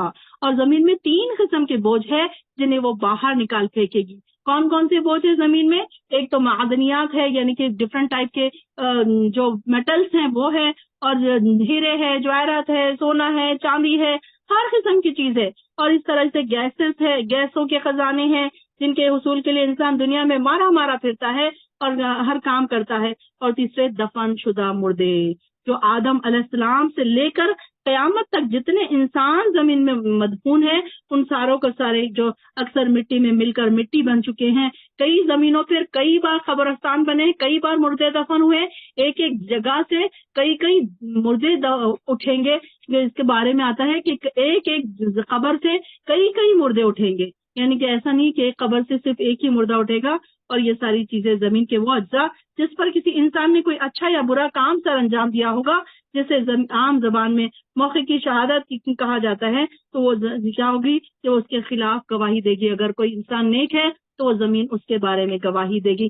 جہاں ہم نماز پڑھتے ہیں وہ نماز بھی ہمارے لیے گواہی دے گی. اور کہا جاتا ہے کہ جب انسان مرتا ہے تو وہ جو زمین کا جو پارٹ ہوتا ہے جہاں پر وہ ہمیشہ عبادت کرتا تھا، وہ زمین کا پارٹ بھی جو زمین ہے وہ روتی ہے اس شخص کے لیے کہ اب وہ شخص مجھ پر سے چلا گیا جو مجھ پر عبادتیں کرتا تھا. تو یہاں پر کہا جا رہا ہے کہ جب زمین ہلا دی جائے گی اور وہ اپنے بوجھ باہر نکال پھینکے گی اور انسان کہے گا اسے کیا ہو گیا ہے. اس روز وہ اپنی پوری خبریں بیان کر دے گی کیونکہ اسے آپ کے پروردگار کا حکم ہی یہی ہوگا. دیکھیے کہ اللہ تعالیٰ کے حکم سے وہ سب جو کرے گی وہ اللہ تعالیٰ کے حکم سے ہی ہوگا. اور اس دن لوگ متفرق ہو کر واپس لوٹیں گے تاکہ انہیں ان کے اعمال دکھا دیے جائیں. چنانچہ انہوں نے ذرہ بھر نیکی کی ہوگی تو وہ اسے دیکھ لے گا، جس نے ذرہ بھر بدی کی ہوگی وہ بھی اسے دیکھ لے گا. یعنی کہ انسان سب ایک گروپ بن جائیں گے. نیک لوگ الگ گروپ میں چلے جائیں گے، برے لوگ الگ گروپس میں چلے جائیں گے، اور ان کے نیکی اور گناہ ان کو بتا دیے جائیں گے، ان کے اعمال میں ان کے ہاتھوں میں دے دیے جائیں گے. اور کوئی ایسا نہیں ہے، انسان یہ نہ سوچے کہ میں نے اتنی بڑی نیکی کی مجھے کسی نے دیکھا ہی نہیں، بلکہ انسان کی ساری نیکی اللہ تعالیٰ کے پاس لکھی ہوئی ہے، چاہے وہ چھوٹی ہو چاہے بڑی ہو. ہم یہ سوچتے ہیں نا کبھی کہ نیکی کر دریا میں ڈال، میں نے اتنی بڑی نیکی کی اور مجھے کیا فائدہ ملا، بلکہ فائدہ تو ہمیں اللہ کے پاس ملنے والا ہے. ہر نیکی کا اجر اللہ تعالیٰ ہمیں عطا کرے گا. چلیے سورہ عادیات پڑھیے شبانہ. बिस्मिल्लाह रहमान रहीम। कसम है सिर पर दौड़ने वाले घोड़ों की हाँफते हुए, फिर वो आग निकालने वालों की सिर मार कर, फिर हमला करने वालों की सुबह के वक्त, फिर वो उड़ाते हैं इस वक्त गुबार, फिर वो दरमियान में घुस जाते हैं इस वक्त दुश्मन की जमात में। यकीनन इंसान अपने रब का बड़ा ही नाशुक्रा है, और बिलाशुबा वो इस बात पर खुद ही शाहिद है, और बिलाशुबा वो माल की मोहब्बत में यकीनन बहुत सख्त है। क्या फिर नहीं जानता वो जब निकाल बाहर कर दिया जाएगा जो कुछ खबरों में है, और जाहिर कर दिया जाएगा जो कुछ सीनों में है। बिलाशुबा उनका रब उनके हाल से उस दिन यकीनन खूब खबरदार होगा। सूरह फातिहा। रहमान रहीम। हाँ, जाने वाली रुकिए शबाना। बिस्मिल्लाहिर्रहमानिर्रहीम। सूरतुल कारिया। कारिया क्या है? ये भी एक कयामत का ही नाम है। अंडरलाइन कीजिए जो आप लिख रहे हैं लिस्ट में नाम, जहन्नुम के नाम एक तरफ लिखने के लिए मैंने कहा था, कयामत के नाम, तो ये भी कयामत का ही नाम है। क्या है? खड़खड़ाने वाली। कारिया का क्या मतलब है? खड़खड़ाने वाली। और आप क्या जाने कि वो खड़खड़ाने वाली क्या है? जिस दिन लोग बिखरे हुए परवानों की तरह हो जाएंगे और पहाड़ ऐसे जैसे मुख्तलिफ रंगों की धुनकी हुई ऊन, और जिसके नेक आमाल पलड़े भारी होंगे। अम्मा मन सकुलत मवाजीन। सुभान अल्लाह। क्या कहने उन लोगों के, क्या लकी होंगे वो लोग जिनके पलड़े नेकियों से भारी होंगे। अल्लाहुम्मा अल्लाह मिनहुम। अल्लाह हमें भी तो उन लोगों में शामिल कर कि हमारे पलड़े नेकियों से भारी हो जाएं। अल्लाह ताला हमें ऐसे लोगों में लिख ले। अल्लाह हमसे ऐसे काम करवा जो हमें तेरी मोहब्बत तक पहुंचा दे, तो हमारी नेकियों में इजाफा कर दे। अल्लाहुम्मा इन्नी अस्अलुका हुब्बका व हुब्ब मन युहिब्बुका वल अमल अल्लज़ी युबल्लिगुनी हुब्बका। अल्लाह तेरी मोहब्बत तक पहुंचना है। अल्लाह इस पलड़े को हमें भारी करने की कोशिश करना है। अल्लाह तो इस दुनिया में हमारी मदद फरमा कि हम ये काम कर सके। और क्या है? और उनके बारे में आ रहा है वो तो ऐश की जिंदगी में होंगे, दिल पसंद ऐश में होंगे। सुभान अल्लाह। कोई इंसान देखिए, दुनिया में इंसान सालों साल कमाता है, घर बनाता है, फिर वो सारी ऐश की चीजें खरीदता है, तब कहीं जाकर वो सुकून की सांस लेता है। यहाँ पर तो दुनिया से जाने के बाद सालों साल कभी ना खत्म होने वाली अनकाउंटेबल लाइफ जो मिल रही है, वो ऐश पसंदी की। सुभान अल्लाह। और इसके अपोजिट जो लोग हैं वो कैसे हैं? जिनके पलड़े हल्के होंगे। अल्लाह अकबर। अल्लाह खफ़त मवाजीन जो लोग होंगे, अल्लाह तू हमें उनमें ना शामिल करना। अल्लाह ईशत रादिया जो लोग होंगे, अल्लाह तू हमारे नाम इनमें लिख दे। अल्लाह हमें भी ऐश पसंदी अता कर मरने के बाद। अल्लाह सुकून व इत्मीनान की जिंदगी, खुशियों भरी जिंदगी हमें मरने के बाद अता कर। और ये जिनके पलड़े हल्के हुए, तो इसका ठिकाना गहरी खाई है। हाविया। हाविया किसको कहते हैं? दोज़ख के गड्ढे का नाम है हाविया। और आप क्या जाने कि वो क्या चीज है, और वो आग है भड़कती हुई। बिस्मिल्लाहिर्रहमानिर्रहीम। सूरत तकासुर। तुम्हें कसरत की हवस ने गाफिल कर रखा है। अल्लाह अकबर। इंसान क्या सोचता है? अगर उसे 1000 मिल रहा है तो 10,000 उसे मिले, 10,000 मिल रहे हैं तो उसे लाख मिले, एक छोटी सी साइकिल मिली है तो उसे 2 व्हीलर मिले, 2 व्हीलर मिल गई तो सोचता है कार मिल जाए, कार मिल गई तो सोचता है अच्छी उससे भारी ब्रांड की कोई कार मिल जाए। कि इंसान की हवस, अल्लाह ताला नबी सल्लल्लाहु अलैहि वसल्लम फरमाते हैं कि इंसान की हवस कभी नहीं खत्म होगी, बाद में फिर वो उसके मुंह में जब मट्टी जाएगी, कब्र में जब जाएगा, तभी उसकी हवस खत्म होगी। अल्लाह अकबर। तो देखें, चेक करें, क्या हम भी गफलत में नहीं पड़े हैं? हमें भी तो कसरत ने गाफिल नहीं किया हुआ है कि इंसान दुनिया में हर चीज कमाने के पीछे पड़ा हुआ है। इंसान हर वक्त दुनिया कमाने के पीछे अपने आप को थका रहा है। सुबह उठ के जो मेहनतें शुरू करता है इंसान, तो सोने तक मेहनत करता है। किस लिए? कसरत। कसरत और ज्यादा की ख्वाहिश। ये नहीं सोचता इंसान कि अभी मुझे जितना मिल गया काफी है, मेरी जिंदगी जीने के लिए काफी है। नहीं, बल्कि इंसान सोचता है मैं अपनी दौलत को और कैसे बढ़ाऊं, और कौन कौन से बिजनेस करूं कि मैं अपने दौलत को, अपने बिजनेस को एक्सपैंड कर सकूं, और ज्यादा चीजें मैं अपनी कमा सकूं, और ज्यादा मैं दौलत जमा कर सकूं। जबकि देखिए कि इंसान का क्या हाल होता है। एक एज में जाने के बाद ना उसको खाना खाया जाता है, उसकी सेहत खराब होती है। जो 2 रोटियां खाने वाला इंसान है, 1 रोटी खाने पे आ जाता है। और जब उसकी एनर्जी बिल्कुल खत्म हो जाती है, जब वो बिल्कुल बेड पे आ जाता है, जब तो उसको 1 रोटी खाना भी मुश्किल, उसके दांत काम करना बंद कर देते हैं, उसके बॉडी के अंदर के पार्ट जो अज़ा है वो उसके काम करना बंद कर देते हैं। उसने इतनी मेहनतों से इतना पैसा कमाया, अब सारी चीजें लेके बैठा है, लेकिन ना वो कोई खाने के काबिल है। कई इंसानों को क्या होता है कि एक एज के बाद शुगर हो गई, ब्लड प्रेशर हो गई, ये चीजें मना, वो नमक मना, शक्कर मना, ये सारी चीजें मना। कमाया बेचारे ने, इतनी मेहनतों से कमाया, सारी जिंदगी अपनी लगा दी, अल्लाह के लिए उसे टाइम नहीं मिला। बड़ी मुश्किल से 5 नमाजें पढ़ लेता था, कभी वो भी नहीं पढ़ता था। और इतनी मेहनतों से उसने इतना पैसा कमाया, और क्या हुआ? ساری چیزوں کے اس کو پرہیز ہو گئے. اب یہاں پر یہ دیکھیے کہ اللہ کتنی ڈرانے والی آیت ہے، الہاکم التکاثر، کہ تمہیں کثرت کی ہوس نے غافل کر رکھا تھا. انسان کو کیا معلوم، یہاں تک کہ تم خبروں کو جا ملے. انسان کو نہیں پتا کہ میں مرنے والا ہوں. کوئی بھی انسان اپنے بارے میں یہ نہیں سوچتا کہ میں کل مرنے والا ہوں، میں آج مرنے والا ہوں. انسان کیا سوچتا ہے، ابھی تو زندگی پڑی ہے، ابھی تو انجوائمنٹ باقی ہے، ابھی تو میں اور پیسے کما لوں اور میں انجوائے کر لوں. کیا کرے گا انسان اتنے پیسے جمع کر کے، کیا جہاں آخر میں تو اس کو خبر میں ہی جانا ہے. اور جبکہ ہمیں تو یہ بھی بتا دیا گیا کہ ہمارے محمد صلی اللہ علیہ وسلم کی جو قوم کی جو امت کی جو عمریں ہے 60-70 سال کے درمیان ہوگی. اس کے لیے ہم اتنی محنتیں کر رہے ہیں. اب دیکھیے کہ پہلے زمانے کے لوگوں کی عمریں تو 1000 سال ہوتی تھی، 2000 سال ہوتی تھی، 5000 سال ہوتی تھی. چلو ان لوگوں نے اگر اتنا کما لیا تو وہ یوٹیلائز بھی کر چکے. لیکن یہ دیکھیے کہ کوئی انسان اگر 40 سال 50 سال محنتیں کر کے اتنا کماتا ہے اور جب کما کے وہ بیٹھتا ہے تو اس کے جانے کا وقت آ جاتا ہے. اللہ اکبر. یہ سوچنے کی ضرورت ہے. انسان کو جوانی میں یہ ساری چیزیں نہیں سمجھتی. بس وہ انسان کیا سوچتا ہے، دنیا میں کیسے کماؤں، ایک اسٹیٹس والی لائف ہو، ایک اچھی عیش پسند زندگی ہو، ایک اچھا بنگلہ ہو، ایک اچھی گاڑی ہو. انسان کی ہوس یہی ہے. اور پھر وہ ملنے کے بعد بھی انسان خاموش نہیں بیٹھ جاتا، پھر سوچتا ہے کہ اور میں کیا کیا کما لوں. تو یہاں پر اللہ تعالیٰ فرما رہے ہیں کہ پھر جب تک تو تم خبروں میں جا ملو گے، اور ایسا ہرگز نہیں کہ تو جلد ہی تم جان لو گے.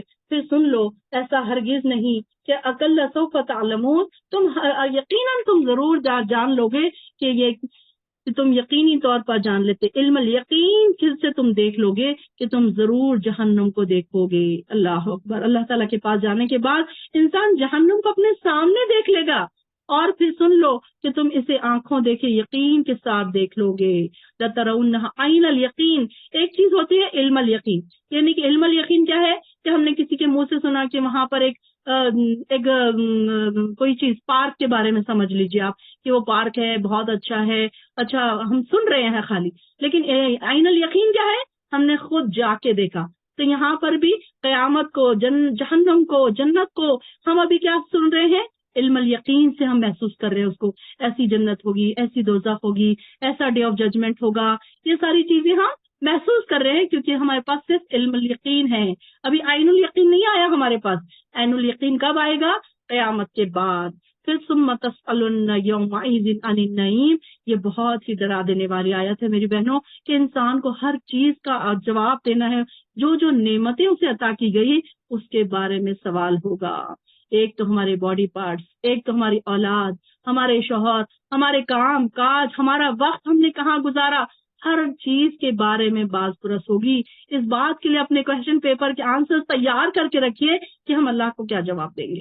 اپنے بچوں کے بارے میں، ان کی تربیت کے بارے میں، اپنی عبادتوں کے بارے میں، اپنے ٹائم کو ہم نے کہاں ختم کیا، اس کے بارے میں ہم کو اللہ کو جواب دینا ہے. اس کے آنسر لکھ کے رکھیے. کیا کرتے ہیں ہم بچے کیا کرتے ہیں، 10th کے بورڈ ایگزامس ہوتے ہیں تو نوٹس بنا کے رکھتے ہیں، کوشچن آنسر لکھ کے رکھتے ہیں، یاد کر لیتے ہیں کہ پتہ نہیں کون سا کوشچن آ جائے.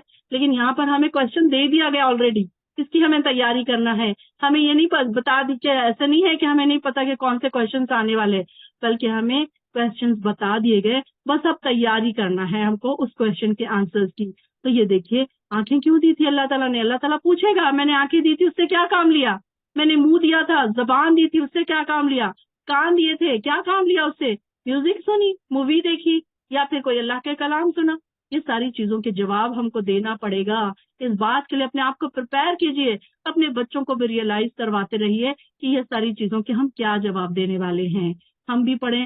ایک ماں جب پڑھ لیتی ہے تو وہ اپنے بچوں کو بھی اس قابل بنا دیتی ہے کہ کئی مائیں ہمارے پاس ایسی ہیں جن کے بچے چھوٹے چھوٹے ہمارے کوشچن کے آنسرز دیتے ہیں. تو یہ کس وجہ سے ہوا کہ یہ ان کے پاس اللہ کے پاس جانے کے بعد وہ جواب دہ نہیں رہیں گی. ہم نے اپنے بچوں تک پہنچا دیا. ہم اللہ تعالیٰ کے سامنے یہ شرمندہ نہیں ہوں گے کہ اللہ ہم نے اپنے بچوں کو نہیں پہنچایا. یہ ساری چیزوں کا ہم سے سوال ہوگا کہ ہم نے کیسی تربیت کی ان کی. کیا ان کو ہم نے قرآن کا علم عطا کیا؟ کیا یہ صرف کافی ہے کہ کسی مولانا کے پاس یا کسی کے پاس قرآن پڑھانے کے لیے بٹھا دینا؟ کئی ماؤں کو میں نے دیکھا ہے کہ وہ اپنے بچوں کے قرآن پڑھانے کے لیے پریشان ہوتی ہیں، لیکن یہ نہیں سوچتی کہ ہمیں بھی پڑھنا ہے، ہمیں بھی اس کی تعلیم حاصل کرنا ہے. بہت کم مائیں ہیں کہ جو اس طرف آتی ہیں، اور بہت زیادہ تر وہ بچوں کو پڑھانے کے لیے پریشان ہوتے ہیں، جیسے ہی ان کا ناظرہ ختم پھر ان کا جو کام ہے وہ ختم ہو گیا، ان کے اوپر سے جو فرض تھا وہ ختم ہو گیا۔ بلکہ ہم پڑھے لکھے ہوں گے، ہم اپنے بچوں کو ہم سمجھا سکیں گے تو ہم اللہ کے پاس جواب دے سکیں گے کہ اللہ تعالیٰ تو نے جو ہم کو عطا کیا تھا اولاد، تو ہم نے اس کو برابر، ہم نے اس کی تربیت کی۔ ہم سے پوچھا جائے گا، ماں سے بھی باپ سے بھی، ہر ایک سے سوال کیا جائے گا کہ تم کو جو اولاد عطا کی گئی تھی، تم کو یہ جو پیسہ عطا کیا گیا تھا، تو دنیا کی عیش و عشرت عطا کی گئی تھی، اس سے تم نے کیا کام لیا، ہر ایک کے بارے میں سوال ہوگا۔ تو یہاں ثم تسألن یومئذ عن النعیم، یہ آیت انسان اپنے آپ کو پڑھے اکیلے میں اور سوچے کہ مجھے کون کون سی چیزوں کے بارے میں جواب دینا پڑے گا، کیا میرے پاس ان سوالوں کے جواب تیار ہیں، اور اگر نہیں ہے تو ابھی ٹائم ہے، تیار کر لے اپنے سوالوں کے جوابات۔ سورہ عصر، بسم اللہ الرحمن الرحیم۔ زمانے کی قسم، بے شک انسان گھاٹے میں ہے سوائے ان لوگوں کے جو ایمان لائے اور نیک عمل کرتے رہے اور ایک دوسرے کو حق کی تلقین کی اور صبر کی تاکید کرتے رہے۔ اور سورہ ہمزہ، ہر تانا زن اور عیب گری کرنے والے کے لیے ہلاکت ہے جس نے مال جمع کیا اور اسے گن کر رکھا، اور وہ یہ سمجھتا ہے کہ اس کا مال اسے دنیا میں ہمیشہ رکھے گا، قائم رکھے گا، ہرگز نہیں، اور وہ یقیناً چکنا چور کر دینے والی آگ میں پھینکا جائے گا، اور آپ کیا جانیں کہ وہ چکنا چور کر دینے والی کیا ہے، یہ بھی دوزخ ہے۔ حطمہ کس کو کہتے ہیں؟ حطمہ دوزخ کا نام ہے۔ موقدہ کیا ہے؟ موقدہ، کہ یہ آگ ہے جو بھڑکائی ہوئی ہے، آگ اللہ کی بھڑکائی ہوئی آگ جو دلوں تک چڑھائے گی اور ان پر ہر طرف سے بند کر دی جائے گی، اور جبکہ وہ اونچے اونچے ستونوں میں گھرے ہوئے ہوں گے۔ یہاں تک رکھتے ہیں، سورہ مزہ تک، انشاءاللہ سورہ فیل ہم کل پڑھیں گے۔ وآخر الدعوانا الحمد للہ رب العالمین۔